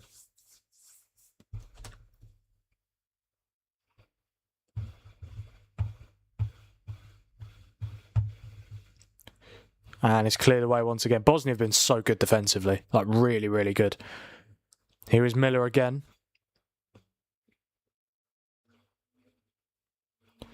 And Canada just struggling to find the gaps there. He's Cornelius, got to cross it in. He does. It's not a bad ball, but it's just doesn't connect with anyone in the box. And then Vasilj goes long. And the header is one. We need more than 3 likes. Why? What are we on at the moment? See, I don't mind how many likes we get. If we could just get a decent amount of viewers, that's good enough for me. Yeah, we're on 2 likes at the moment, but that's all well and good. It's fine. Is that a corner for Canada? No, it's a goal kick for Bosnia. Kolasinac involved once again. God, he's built, isn't he?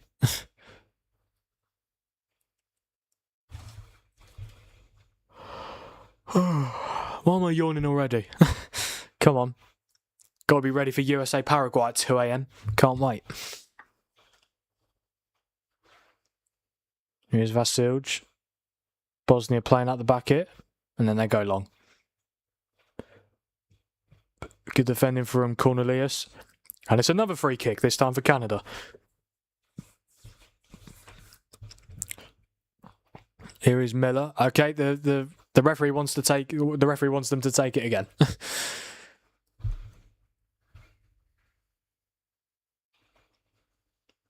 That's a good forward pass. Miller's going to get onto it. Thought he was going to cross in first time on his weaker left foot, but he didn't. Kone, this could be a chance. Oh, Canada, brilliant play. Oh my God. How's that not gone in? Can I just say, the build-up from Canada was amazing. Somehow they haven't levelled it. Oh my word. That's incredible. Was that a save or was that a block? I don't know. It was certainly hit the bar. Let's have a look here. Yeah, Miller plays it to Kone, then to number 7, through to... Is that Jonathan David or Oluwaseyi? Oh no, it's not either. I think it's number 22. Oh, it's Kolasinac again. He's been unbelievable today. Got an assist and now has just made an incredible goal line clearance. Yeah, it was Laje, the left back, who had the strike. Kolasinac, that is incredible. Clears it off the line, hits the bar, and somehow stays out. Kolasinac is, for me, man of the match so far. I think he's been absolutely superb. Good defending again from Bosnia. Wow, I can't believe that's not gone in. That's incredible. Oh, chance for Bosnia. They should make it 2. Oh my God. Bloody hell. Did the keeper make a save there? I think he must have done. It's Demirovic as well. I don't think a corner's been given either. Bloody hell. Canada should have equalised, and then Bosnia got up the other end and probably should have made it 2-0. What is Cornelius doing? Oh, he just takes a heavy touch, Demirovic, and then when he gets the shot off, the keeper's already making his way out. He doesn't actually get a shot off. He tries to go round. Tries to go around the goalkeeper. It's good goalkeeping. Yeah, it should be a corner to Bosnia. Let's see this again. That's incredible. That is amazing from Kolasinac. Wow. Yeah, corner for Bosnia. Comes in and it's just about clear, yeah. And now Canada looking to start a counter. Yeah, I'll tell you what, this second half's been very good so far. It's been a decent game overall. Yeah, as my dad has just said, yeah. This is good. We want all the World Cup games this summer to be good quality and high action, of course. Miller's on this right-hand side now. That's a terrible cross. Out for a goal kick. He tried to get around him, should have just hit it. Yeah, 100%. Well, he took a heavy touch, which let him down as well. But if he just prods it past the goalkeeper, it goes in. Keeper was coming off his line. I still can't believe that didn't go. That's incredible goal. Not even goalkeeping, no. That's incredible defending from Kolasinac. Definitely man of the match so far. Got the assist for the Bosnian goal and has saved the goal. Once again, the ball going out of play. From Bosnia's keeper again, Vasilj. Canada coming forward and it's comfortable for Vasilj. Just hope none of these none of the games that start at 2 or 3 a.m. matches. I can't speak. I just hope that none of the games that kick off at 2 or 3 a.m. finish 0-0. Oh, that's my biggest fear. That's my biggest fear of doing these watch-alongs.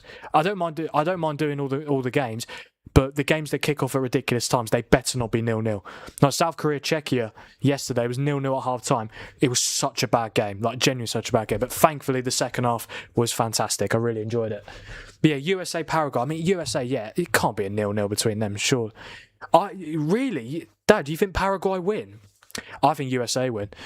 Yeah, I think obviously they've got Pochettino as manager. They've got a decent squad. Who have Paraguay got? I think they've got Alderete from Sunderland. They've got Enciso, but I think he's injured.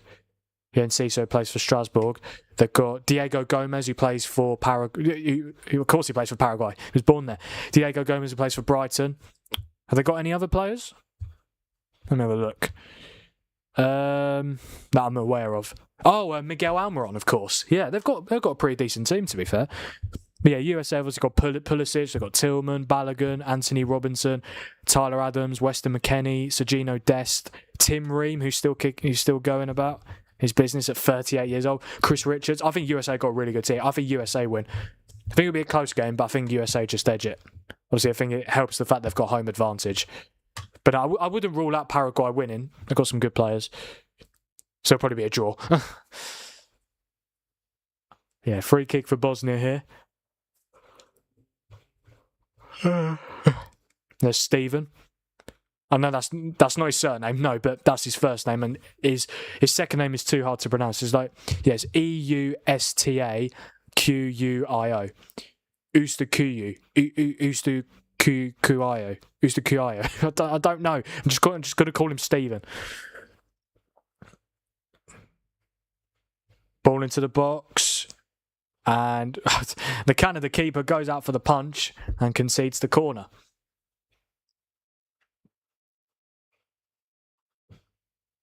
Yeah, Bosnia's goal came from a set piece in the first half. Can a potential second goal come from a set piece? Which would really put them in the driving seat in this game. Yeah, Kolasinac, I'm sure, going to be involved. Corner comes in, and it's a header. Who's number 4 for Bosnia? Really good chance. Yeah, headers it over the bar, just like he did towards the end of the first half. Muharemovic, yeah. Yeah, in terms of player rating so far, for Canada, their goalkeeper, Maxim Kripiu, is on a 7. Richie Lawyer, the left-back, is on a 7.4. Alistair Johnston, 7. Stephen is on a 7. And for Bosnia, Kolasinac is on an 8.2 with an assist. Dedic, the right back, is on a 7. Katic, one of the centre backs, 7.4. Muharemovic, 7.7. Basic 7.1, and Lukic is on an 8. I think Canada are about to make some changes. What lineup's on my screen? The Bosnia lineup. Okay, so yeah, when Canada made the changes, I'll have that on screen for you guys to see as it updates during the game. Poor pass there. Here's Liam Miller. He's been heavily involved in this game. I'd be very surprised if he's one of the players that comes off. Here's Stephen. Here's Lawyer. I think that's Lawyer. Yeah. Lawyer. Yeah. Here's Miller. Poor pass again. How many? I've seen that pass too many times where they tried to get it past the player, but it's just always intercepted. Just saw something. Canada had to increase their stadium's capacity from 25k to 45k. I think that's why I thought it was 25k, because the stadium doesn't look that big from the camera angle. Was he offside? Oh, he was. He looked... forgot his name again. Oluwaseyi. He looked onside to me from the collision with the Bosnian goalkeeper, but no, he wasn't. So would that have been a penalty if he was on then? Potentially. But then the keeper got the ball, but then just caught him after. I don't know. But yeah, I think that's why I thought that this stadium was 25k capacity. Yeah. I don't know why they had to increase it, but yeah. Right, couple of changes coming here for Canada. Oh my god, Liam Miller is coming off. Yeah, Jacob Schaffelberg is going to replace him. That's really surprising. I think Miller's played very well. Is that a straight swap? Yes, it is.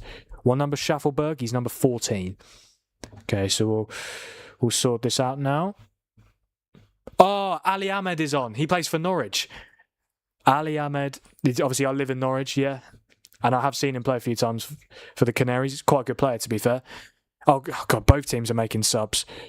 So, yeah, Schaffelberg for Miller. Let's get this sorted out, shall we? Yeah, what number is the guy who's just come on? 14, Jacob Schaffelberg, replacing Liam Miller. And then you've got... Jonathan David's coming off. Promise David is coming on. I'm sure he's promised Jonathan David that he will score when he comes on. Here is... what am I doing? Ali Ahmed is on. Yeah, he's coming on for Buchanan. Yeah, there we go. And anyone else? Yeah, well, to be fair, I don't have to change the surname. I just need to change the number. Yeah, Jonathan David being replaced by Promise David. I'm assuming that's his brother, but I can only assume. Oh, Lukic, the goal scorer, is coming off for Bosnia.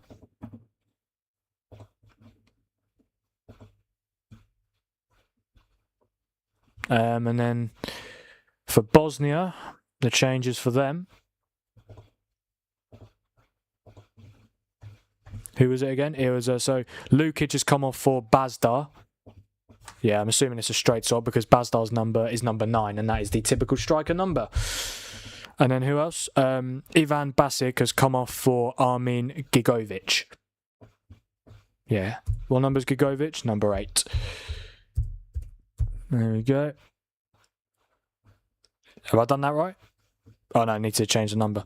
Number 8, and there we go. But for now, I'll have the Canada lineup on screen, and we'll change it in a few minutes' time.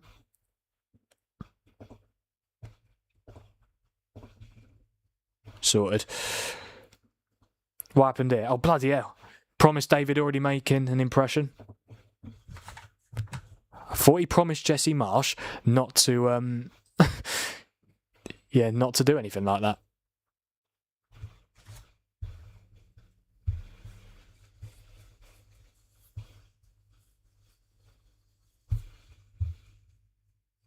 Here is, who's on the ball now? Ishmael Kone.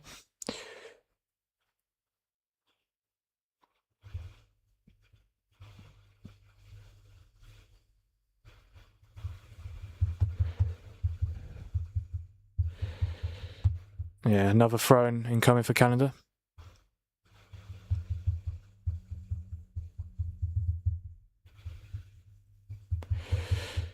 Oh, that's good. Is that Ali Ahmed? It is Ali Ahmed. Oh, chance. Promise David. Oh. I mean, the shot, he just didn't get it off correctly there.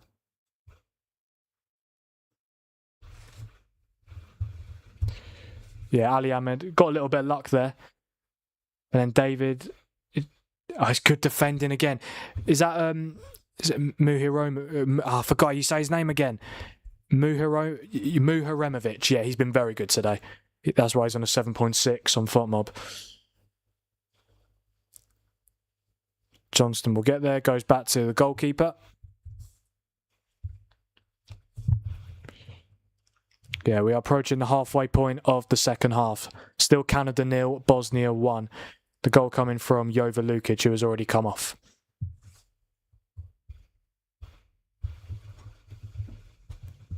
Here's Cornelius, the centre-half. Paraguay and Uruguay sounds like Iran and Iraq. Yes, that is true, to be fair. Yeah, Iran, Iraq, yeah, Paraguay, Uruguay. Is there any other countries like that have a similar name? Oh, decent strike there. Is that Stephen? Yeah, it was Stephen. Canada aren't going to score. Yeah, I mean, well, they should have earlier. Honestly, the defending from Kolasinac was incredible. Yeah, the strike from Stephen, it's not the greatest effort, is it? Minimum 40k required for World Cup according to FIFA. 60k for semi-finals, 74k for final. Oh, Brady, I knew you were going to come on here as soon as Ali Ahmed came on. Yeah, looking forward to seeing how he does.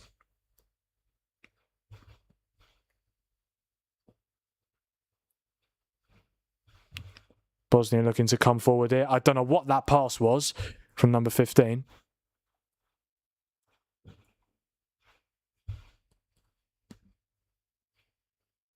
Here's Laye. It's a decent ball if he can keep it in. Yes. Chance for Canada maybe. In towards David. Oh, it's off the line. Another chance for Canada. The second time it's been cleared off the line in this second half for Bosnia. They've been so good defensively. And to be fair, if they do end up getting this win, they probably deserved it based on how good they've been at the back. Fantastic defender. I don't know who it wasn't Kolasinac that time. But yeah, another great opportunity for Canada. Ahmed's already sat someone down. Yeah. I mean, I think he got a little bit lucky with that, but yeah. Free kick incoming. Yeah, I can't remember who it was who cleared off the line. I think it might have been I forgot his name, for God's sake. It's hard to remember these names, guys. The centre back next to Katic. Muharemovic, that's it. Yeah, I think it might have been him. Fantastic defending again. Oh, was it? Oh, what number is he? What number is that? Number 18. Oh, no, it was Katic. Yeah. I mean, to be fair, he had enough time to clear off the line, unlike Kolasinac, who literally just had to throw his foot at the ball and just hope for the best.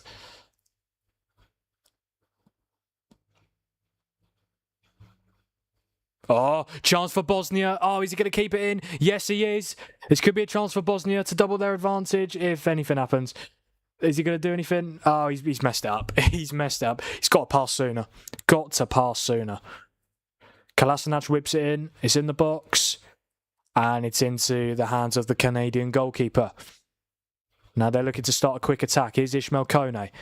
And now here's Stephen Estukuyu. See, I can't say his name, guys. I'm sorry. I'm just going to have to call him Stephen. Is that a free kick? I thought it was going to be a free kick for Bosnia, but no, free kick for Canada. Because the Bosnian striker went down, but I think there was a foul just before. From Kolasinac, yeah. On the Canadian striker, Oluwaseyi. Yeah, Canada have had chances. In terms of the stats, 11 shots, 11 shots to Canada, to Bosnia's 7. They've missed 2 big chances. But to be fair, I think if Canada do score, I don't think Bosnia can complain. As good as they've been defensively, they have conceded quite a few chances. Foul on Kolasinac from the Canadian player who's just come on to replace Liam Miller, Jacob Schaffelberg. And this is the second hydration break of the game coming up right now. Yeah, so they'll add on that time at the end, won't they? Yes, they will.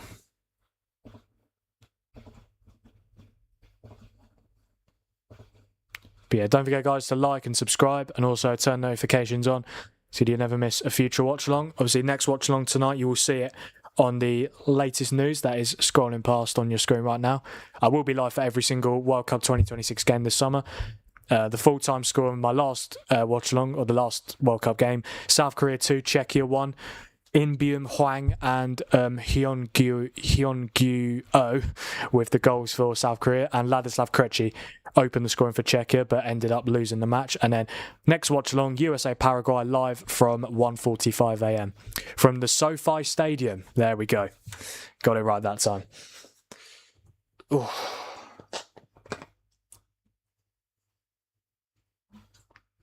Yeah, I think the 2-1 prediction for Canada is looking less likely. I mean, if Kolasinac didn't clear that off the line, we would be in for a very interesting last 20 minutes. Loads of hand signals there from Jesse Marsh. I think it's clear he just wants his team to keep on fighting. Which they have been doing. They have been getting chances away. They're just Bosnia have just. Their defence has been like a brick wall, honestly. It's been incredible.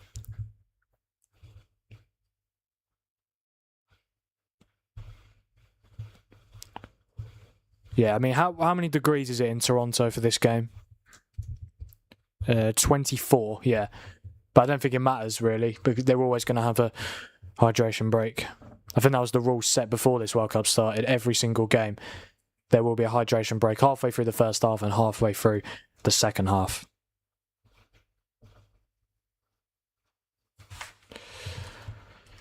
Yeah, as it stands, Canada's awful World Cup record is going to continue. They've played 6 games of the World Cup across 2 tournaments and have lost all 6. So it could be 7 defeats in a row at the World Cup for Canada, which would just not be ideal considering the fact they are obviously one of the co-hosts as well. But there's still time in this game to get something. Oh, the sprinkler's out on the pitch. You don't normally get that during the hydration break. Oh, they've stopped now.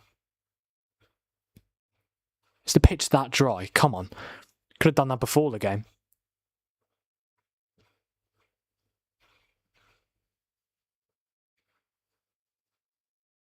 Yeah, obviously, I don't know how many of you guys saw my short earlier. I predicted the Mexico-South Africa scoreline, absolutely spot on, with the goal scorers as well. I had to post a short about it. It's a very impressive prediction. Not to just get the scoreline right, but to get the actual goal scorers as well. Doesn't happen very often. So I think I had to milk it. Son of a pitch. I like that. Speaking of Son, how many... Well, I know he said Son, but yeah. Speaking of human Son, how many chances did he have yesterday? He had about 6 shots. Yeah, he was just shooting for the sake of shooting. And it's funnily enough, the guy who replaced him, O, was the man who scored the winner. Yeah. But how good was the South Korea equaliser, though, from In Hwang? That was incredible. Yeah, Cruyff turn and then got away from Kovar. I don't know what Kovar was doing coming off his line, but yeah, it was a Cruyff turn and he just looped it over him. Unbelievable finish. Just under 20 minutes to go here in Toronto. Still Canada 0, Bosnia and Herzegovina 1. Jovo Lukic's goal separating the two teams. Man United moving for Matheus Fernandes. €100 million bid incoming according to reports. I need to look at this. 100 million euros. How much is that in pounds? I don't know. That's about 90 million, I think, in pounds. I might be wrong. Apparently, Man United are preparing an £80 million bid for Matheus Fernandes, and West Ham wanted 85. I think they'll get the deal done. I really do. It is a lot of money, it is, but he's a very good player, and considering the fact that Anderson's probably going to be sold to City, or could potentially be sold for up to 125 million, 80 million in this day and age is maybe not that bad. I know he's been relegated twice in a row, but still, is he worth it? Probably. Yeah, he's an unbelievable player. He really is. Yeah. But we still need to sign another midfielder. Obviously, we're going to get Ederson. Double changing coming here for Bosnia. Oh, Sunjic, I know him. He used to play for Birmingham. Marquis is moving insane these days. Yeah, I mean, honestly, the Anderson price just sums it up, doesn't it? That's like 125 million. I get he's good, but to potentially be the joint most expensive player in Premier League history, it's ridiculous. It really is. But yeah, this has been going on for too long now. Like, remember when Ronaldo signed for Real Madrid for 80 million from United in like 2009? You're thinking, oh my God, that's so much money. That was Ronaldo who just won the Ballon d'Or, 80 million. Imagine how much that Ronaldo would be worth today. It'd be worth about 250 million. Honestly, it's incredible. It really is. I'm not saying these guys aren't good players. Like, Fernandes is good, Anderson's good, but they're probably not worth this type of money. Yeah, actually think about it. Not Anderson. Fernandes isn't worth 80. I'd probably say he's worth like 60 or something. I'd rather get McTominay back. Oh, don't start with this BS again. You'd rather McTominay over Matheus Fernandes? Come on, man. Move on. It's been 2 years. It's been 2 years without Scotty. Just move on.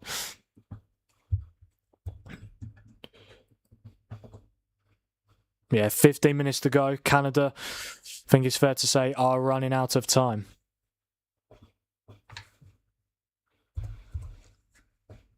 But yeah, Ivan Sunjic, I don't know who he plays for now. He plays for Paphos. Oh yeah, Paphos played in the Champions League, didn't they, last season? Yeah. They have David Luiz as well, funnily enough. The guy that's just come on for Bosnia, I don't know how you say his name, Alaj Begovic. Yeah, he's quite good, to be fair. Yeah, 9 goals, 3 assists this season. Let me just sort that out. Now, Matheus' class just not worth that much. No, I agree. I just said, yeah. I mean, I did say he was originally worth it, but the more I thought about it, like 80 million is crazy for someone who's been relegated 2 seasons in a row. But again, he's arguably been the best player for both of the sides that he's been relegated with. I just hope he doesn't bring the relegation curse back to. I just hope he doesn't bring the relegation curse to United. Let's hope not. My opinion. Yeah, I know it's your opinion, but like, who's better at football, Scott McTominay or Matheus Fernandes? Matheus Fernandes, I think. I've already seen McTominay in the Premier League.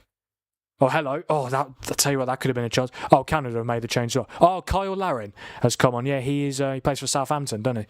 Yeah, he's come on for Tani Oluwaseyi, who has been heavily involved this game, 100%. But yeah, Larin has replaced him.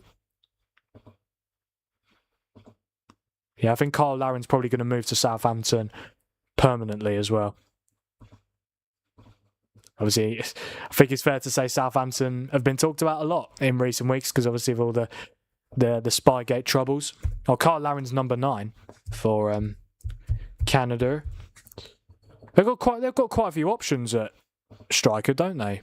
Canada. You've got Kyle Larin, you've got the David brothers, and you've got Oluwaseyi.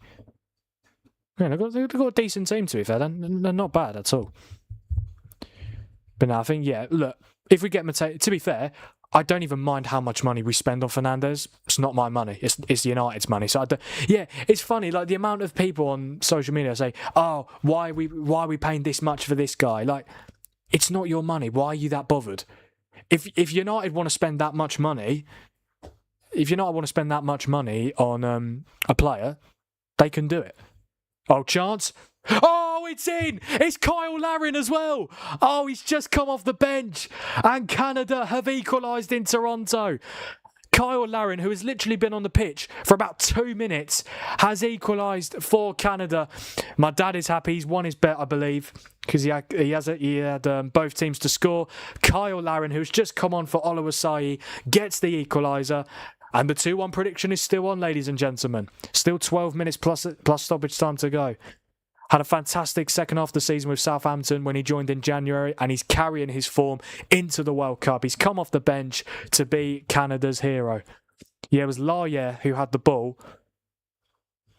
Played it to, who's number 24 for Canada, because that was a fantastic flick. Oh, I must say, Kyle Larin, the touch, the build-up. Yeah, the build-up is brilliant. Pass, fantastic touch, volley. To be fair, it does take a deflection. I believe. Does it take a deflection? Yeah, it does. I don't know whether it would have gone in without it. I'm not too sure. Kolasinac is the one keeping him on. Ain't that typical? Kolasinac has probably been the best player on the pitch, and he's the one who keeps Kyle Larin on. Ryan Reynolds is a very happy man. Assisted by Promise David as well. So, yeah, Jonathan David and Tani Oluwaseyi on the pitch. Replaced by Promise David and Kyle Larin, and they've both worked together to contribute for the goal. David assist, Larin goal. Canada 1, Bosnia 1, with just over 10 minutes plus stoppage time left to play. 2-1's definitely on.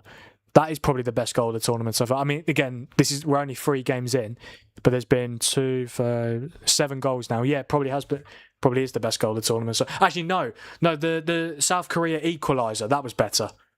I think, yeah, just purely because of the Cruyff turn before the goal.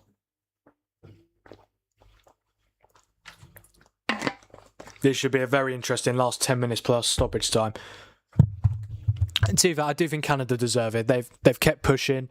Obviously, probably quite unlucky to not have made it 1-1 much earlier in the second half, but they've got the goal now. Shot, and it's wide from Promise David.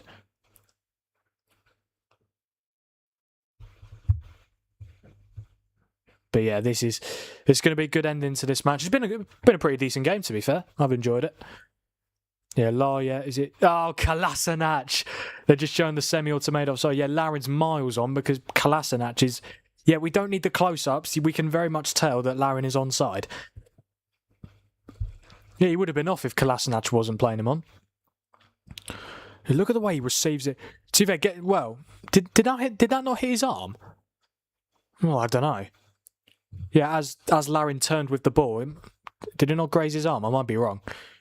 Yeah, I think it hit him twice before he volleyed it in, but yeah, I don't know. Might just be seeing things. Turned 100 quid into 500 quid in this World Cup so far, won't last long. Dad, you got to enjoy it as much as you can. Because eventually, well, I think we know what's coming. But no, just keep rolling with it. Yeah, both teams to score. Yeah, Demirovic shot, which happened, yeah. What else did you have? Was it just them two? I don't think so. Here is Cornelius. Yeah, ball over the top, but Bosnia deal with it. Yeah, I think, Canada, you've got to give them credit. They kept on pushing, and they've got their reward, which is an equaliser. Yeah, 5 shots, 3 on target this second half compared to Bosnia's 2 shots, 1 on target. But that chance for Bosnia, which could have made it 2-0, it was Demirovic. Was it Demirovic? Can't actually remember. But yeah, it was a brilliant chance for Bosnia. His touch didn't help him. But yeah, tried to go around the goalkeeper. But the goalkeeper did his job, and that was literally like 2 minutes after Kolasinac cleared it off the line as well. David shot. Oh, yes. Yeah, oh my God, yeah, I forgot about that Jonathan David shot. He should have scored that as well. Are you a gambler, Rick? Good question. No, my dad is not a gambler. He just likes a bet. You can like a bet without being a gambler.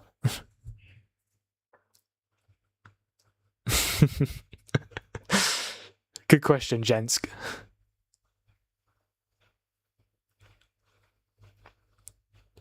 Seven minutes plus stoppage time to go.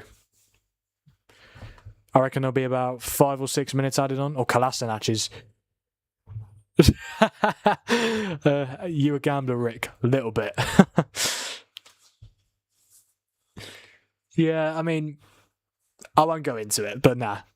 All I'll say is my dad does like a bet. Nothing crazy. Yeah, I think the team that's more likely to win this game is Canada, 100%. Apart from that Bosnia chance just after Kolasinac cleared off the line, apart from that, they've had nothing really in this second half.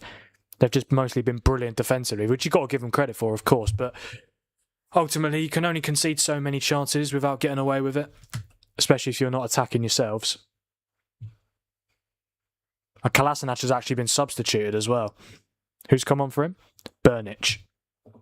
Yeah, not ideal for Bosnia because for me, Kolasinac has probably been their best player. I know he obviously kept Larin on, but apart from that, he hasn't put a foot wrong, really.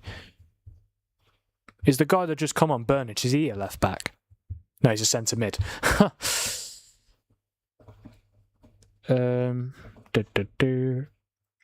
Only with my mate Gary it gets out of hand though. Oh, it does.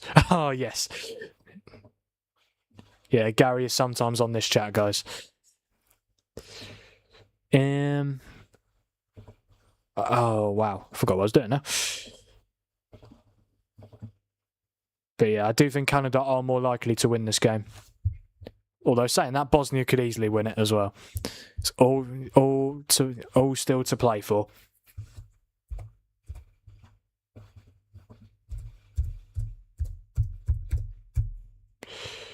There we go.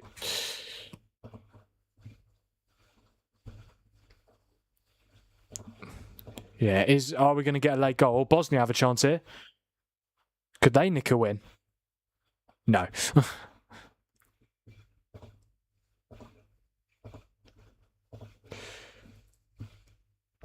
I made 4k on Liverpool losses last season. No way. Easy money. I mean, they lost about 20. I think they lost about 20 games in all competitions, so it is easy money. To be fair, it must feel sweeter the fact that obviously you're a United fan. You're betting on your biggest rivals to lose, and the cash flows in. Are we going to get a late goal here? Yeah, Bosnia have just not done enough in this second half to sustain their lead. Yeah, overall, Canada have had 12 shots, 4 on target. Bosnia, 8 shots, 3 on target. So you'd probably say Canada should be winning. What about big chances? Canada have had 2 and have missed 2. Bloody hell. Bosnia have had 2 and have missed 1. Yeah. Obviously, the big chance that they didn't miss was the big chance that they took, which was the goal from Lukic. A fair play to the Bosnian defender there. He's managed to stop it going out from a corner. Katic. It goes out for a throw-in. And twice the fun. Exactly, yeah. Cannot go wrong with that at all. What's going on with my phone stand? Why is it the other way? Let's sort that out. There we go. Long throw-in. And it's headed away again. I mean, that's been the story of the game. Just Bosnian players heading the ball out of their box. Another cross comes in, and it's headed away again, this time by Katic. But now Bosnia could look to start an attack here. Oh, hello, is that Demirovic? I think it might be. It could be a chance here for Bosnia. Right now it's a 2-on-2, and now there's players coming back. And he's been forced back as well. But Bosnia do keep the possession. Here's Sunjic. Oh, that could have been a chance. Demirovic failed to play his teammate through there. I've got to say, Katic has played really well today. Yeah, both Bosnian centre-backs have been superb. Katic and Muharemovic. The whole back line, I must say, for Bosnia today have been fantastic. 2.5 minutes left plus stoppage time. Don't forget, guys, to like and subscribe and also turn on the notifications. I hope to see some of you for the USA-Paraguay watch-along later today. It's going to be a late one, but again, it's USA. But yeah, I'm interested to see how the US do. Got Pochettino as manager. They've got quite a good set of players. I'd be very surprised if they don't get out of the group. I think I predicted them to get last 16. Yeah, to lose to Argentina, I think it was. But still, you take that all day long if you're USA. Is that foul on Ishmael Kone from Demirovic? Yes, it is. Only 7%. Yeah, so 14 of you voted. I think only one of you voted a draw. Whoever voted a draw, if you're still here, then do let me know, because fair play, that's 1 out of 14 people to vote for a draw. I mean, I said 2-1 Canada. That is still on. Here's Ishmael Kone. Johnston. And Canada lose the ball. Names on the Bosnian players who doesn't end with an IC. I'm actually interested now. I think pretty much their whole team ends in itch. Yeah, because you got Kalasinac, to be fair, Kalasinac, because that's not IC, that's AC.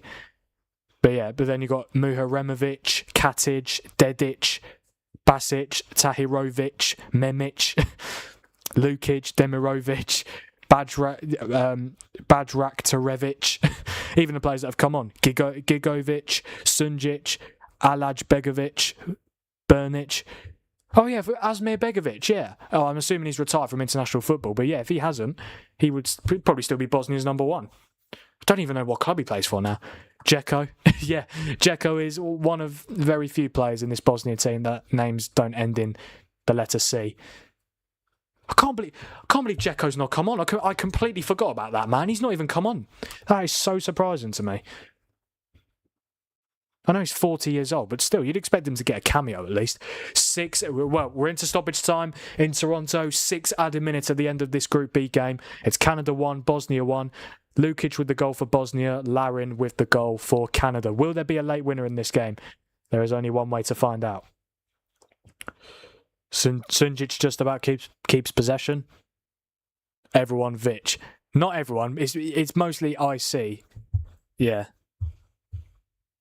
Because you got Kalasinac, which ends in Nak or Kalasinac. Yeah. But yeah, so many players ending in itch. But to be fair, the Bosnian manager, his name doesn't end in itch. Sergi Barbares. Obviously, the Bosnian manager that got Hull into the Premier League, Sergi Ikarovic. There we go, that's another one. Another change, this time for Canada. Who's coming on? Stephen's going off. At least I don't have to attempt to say his surname anymore. But yeah, Stephen's coming off, and I think Osario has replaced him.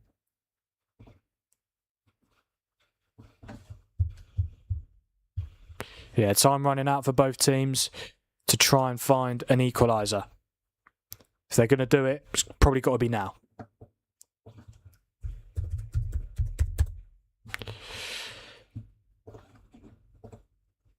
And another free kick, this time for Bosnia.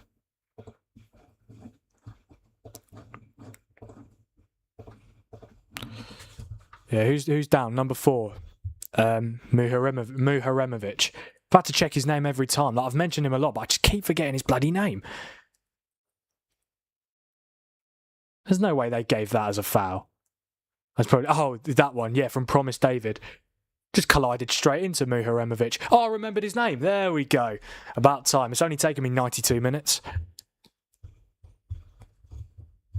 Yeah, 4 minutes to go here in Toronto.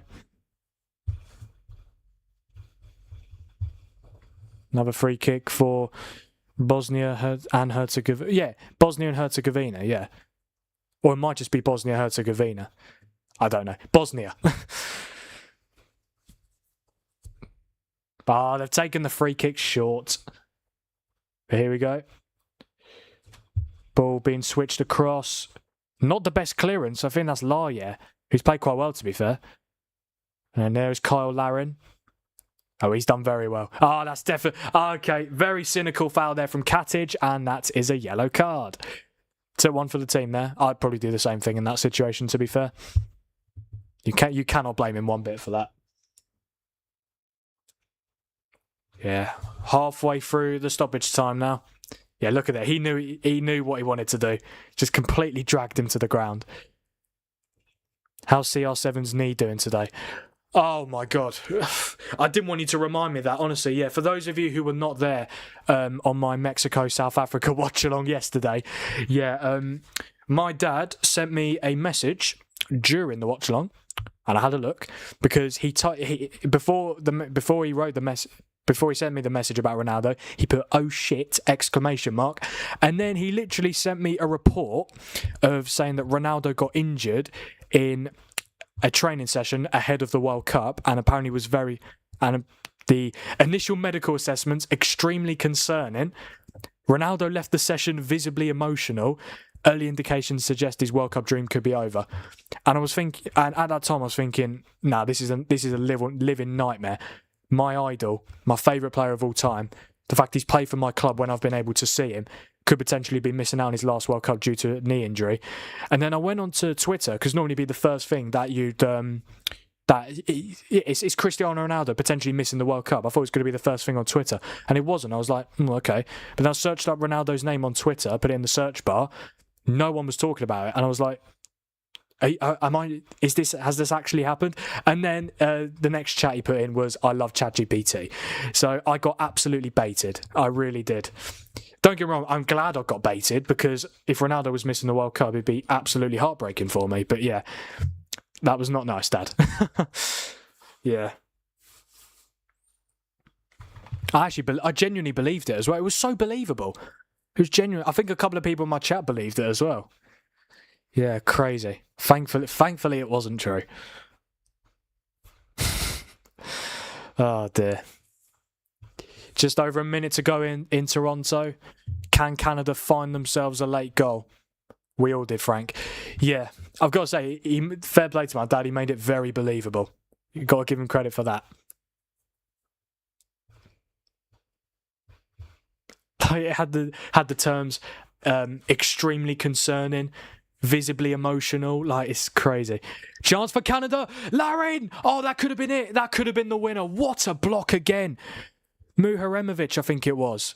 I forgot his name again. Muharemovic, that's it. What a block again. I could have won it for Canada. It would have been a brace for Kyle Larin as well. Here's Defuga rolls.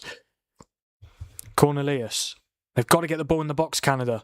15 seconds left. Will there be a winner? Here's Ali Ahmed. Just get the ball in the box and hope. Oh, what is that for a pass from Johnston? And then Ahmed goes down, and that is probably going to be it, guys. I'd be very surprised if there's any more chances. He tricked the entire fan base. The entire Frank Thinks fan base. Absolutely. Including me. Yeah, what a block that is. That's a goal-saving... That's a game-saving block. If he doesn't make that block, Canada win this game 2-1. And that is it, I think. Yes, that's it. That is the full-time whistle here in Toronto. It's finished here. Canada won. Bosnia and Herzegovina won. Bosnia took the lead inside the first half thanks to a set-piece goal where the captain Kolasinac headed it on from the corner, and it was a very easy header tap in for the striker Lukic. But then Canada got the equaliser. Kyle Larin came off the bench, assisted by Promise David. Those two replaced Jonathan David and Oluwaseyi. And then the two strikers that came on had made the most impact. David assist, Larin goal, brilliant volley as well, really good build up. Kolasinac, who was so good for Bosnia, made a fantastic block. Well, made a fantastic goal-saving challenge, or goal-saving block, I should say, in the second half. So close to Canada getting the equaliser. They eventually did, but ultimately couldn't find the winning goal. They had a chance at the end, but it was a fantastic block from Muharemovic. There we go, got it right. Muharemovic. Oh my God. Oh wow, my dad was the only one who put draw in the poll. Well done to you, Dad. You've won your bet and you got the prediction right. Fair play. Very good night's work, I should say. I'm going to a Brad Paisley concert tomorrow. Who is Brad Paisley? I assume he's a singer. Mate, I'll have a quick. Bloody hell! Why can't I speak? Mate, I'll have a quick nap. I need to have some sleep. Have to go somewhere tomorrow. See you at 2 a.m. Well, I'm glad you're going to be there, Ollie, mate. Yeah, I will see you at 2 a.m. Shan. But yeah, hopefully you will actually get up for it. But yeah, I will see you at 2 a.m, mate. And to any of you who are going to be there at 2 a.m. for USA Paraguay, I will see you there. But yeah, it's finished here in Toronto. Canada 0, Bosnia and Herzegovina 1. Canada, one of the co-hosts for this tournament, start their World Cup campaign with a 1-1 draw. Not the worst result for either team. You know, obviously, Bosnia have got Switzerland next, and Canada have got Qatar. So for Canada, if they could just beat Qatar, they're pretty much guaranteed through because of obviously because there's more teams going through this time round. So yeah, that'd be good. Yeah, I need to search out who is Brad Paisley.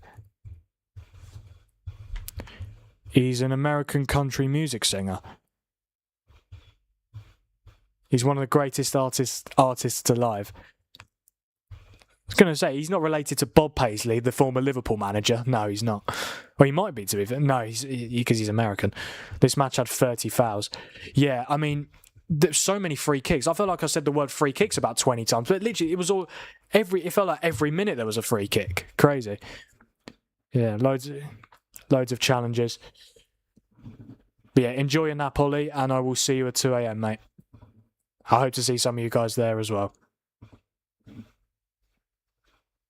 But yeah, to be fair, that was a decent game. I quite enjoyed that.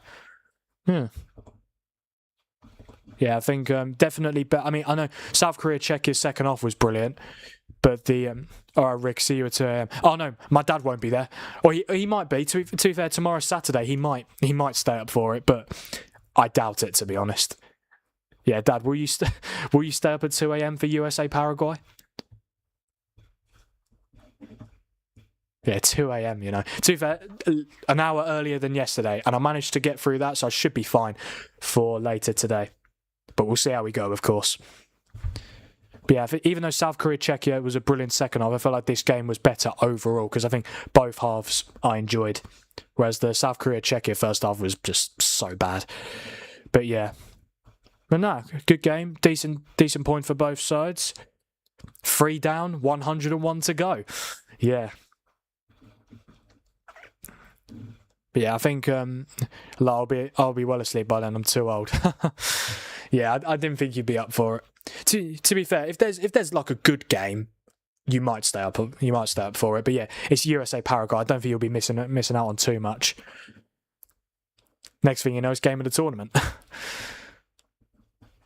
Did I stop the stopwatch? Oh, I did. I actually remembered this time. Because normally I just forget, but I remember quite quickly, to be fair. Yeah, I think Kolasinac was probably man of the match, to be honest. But then ultimately he was the one who gave the he was the one who failed with the offside trap for the Canada equaliser. I must say the finish from Kyle Larin is fantastic, and the build-up as well. Yeah, you got. Hang on, wait for it. Yeah, you got a pass, another pass, and then the pass to Larin is fantastic. The way he controls it brilliantly. Yeah, you got pass, control, turn, bang, volley, goal. Very good goal from Kyle Larin. Had a fantastic second half of the season with Southampton because he joined them in January on loan. And he's carried his goal-scoring form into the World Cup to be Canada's hero, to get him a point in their opening game of this World Cup. And what it also does for Canada, it ends their terrible World Cup run. They still haven't won a game of the World Cup ever, but they have, at least they haven't lost. Yeah. And to be fair, they've got Qatar next game, which they will be favourites for, definitely. Yeah, Bosnia have got Switzerland next. They probably need to get a decent result in that game. But to be fair, Bosnia still need to play Qatar. So they could still very much get 4 points, which would definitely be enough. Could you imagine if you get 4 points and it's not enough to get you out of the group because of... Yeah, it's going to be very interesting to see how many points you're going to need to get third. Or to get out the group. But yeah, I think you'd be very disappointed if you're one of the third place teams and you get knocked out. Obviously, if you finish fourth, then you're eliminated, and that's how it goes, always. But yeah, if you finish third and you miss out by like goal difference, it's not ideal, is it? No, it isn't. But It's just the way it goes. Like that's why it's important to start very quickly. Like I think if either team won, they'd be like, okay, we probably just need one more point, maybe even one more win, and then we'll be in the knockout stages. But yeah, still all to play for in this group, definitely. Qatar, Switzerland, 8 p.m. kickoff tomorrow, which again, of course, I will be live for. And yeah, decent game. I enjoyed it, and that is game 3 of the 2026 World Cup done. Yeah, and we managed to gain a subscriber from this stream as well, so we're ever so closer to 600 now, guys, which is fantastic. Thank you so much for the support. Yeah, I think... Who will be happy with that draw? I don't know, because I think Canada will be a bit disappointed that they didn't win, but ultimately they were 1-0 down. Whereas Bosnia defended very well, but ultimately probably didn't do enough to win the game. I think Bosnia will probably be happier, to be fair, because they defended very well. Yeah, before I end the stream, let's have a look at the stats. So Canada had 61% possession, 1.25 XG, 13 shots, 4 on target, and 38 touches in the Bosnia penalty area. Bosnia had 39% possession, 0.98 XG, 8 shots, 3 on target, and 14 touches in the Canada box. Canada had 2 big chances and missed both, and Bosnia had 2 big chances, missed one of them. The big chance they didn't miss was obviously the goal. Canada had 9 corners to Bosnia's 4. Fouls committed, Canada 10, Bosnia 20. 30 fouls in a 90-minute game. That's an average of a foul every 3 minutes. Mental. And Canada hit the woodwork as well. Canada hit the woodwork. Oh yeah, of course, yeah. The Kolasinac clear, the Kolasinac block off the line, yeah. Yeah, I still can't believe that didn't go in. That was crazy. Looked almost certain to be a goal. But yeah. What about FOTMob ratings quickly? Yeah, so Canada's goalkeeper, Kripiau, got 7.5. Laye, who I thought really impressed, the left back for Canada, he got 7.9. Cornelius, 7.3. Johnston, 7.2, the right back. Stephen, let's try and say his second name. Ustakuyu. Oh no, it might be Ustagoyu. Stephen Ustagoyu. There we go. Yeah, he got a 7.5 as the captain.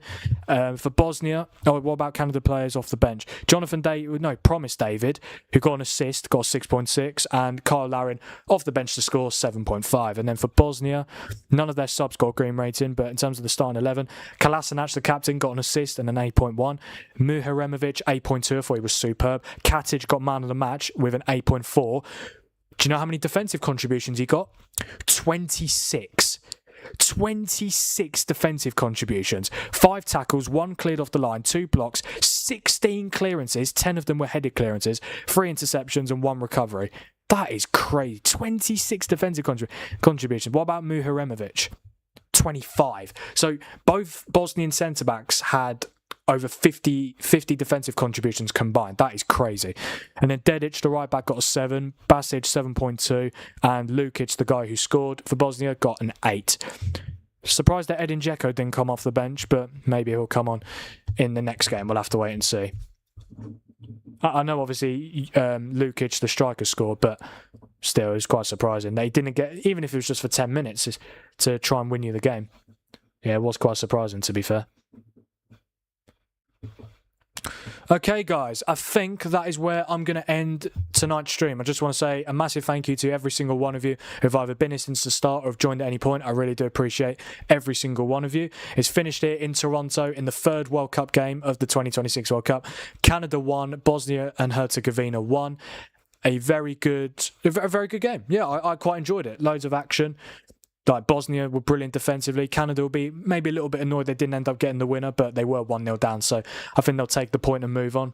But yeah, thank you guys for being here tonight. I do appreciate it. I will be the next watch along, as you can see, it's on your screen coming up now. USA versus Paraguay. I will be live from 1:45 a.m, which is in about just under 4 hours. Yeah, well no, that's not right. 2 hours just under 5 hours. Yeah, just under 5 hours, I will be live for USA against Paraguay, and I hope to see some of you guys there. Should be a decent game. Looking forward to it. But yeah, thank you guys for being here on the stream tonight. Don't forget to like the stream, subscribe to the channel if you haven't already, and also turn notifications on so that you never miss a future stream or future upload. And I hope to see some of you guys for USA Paraguay at 1:45 AM on the Frank Thinks YouTube channel. But it's finished here. Canada 1, Bosnia 1. Thank you guys for being here, and I'll see you in a bit. Cheers, guys.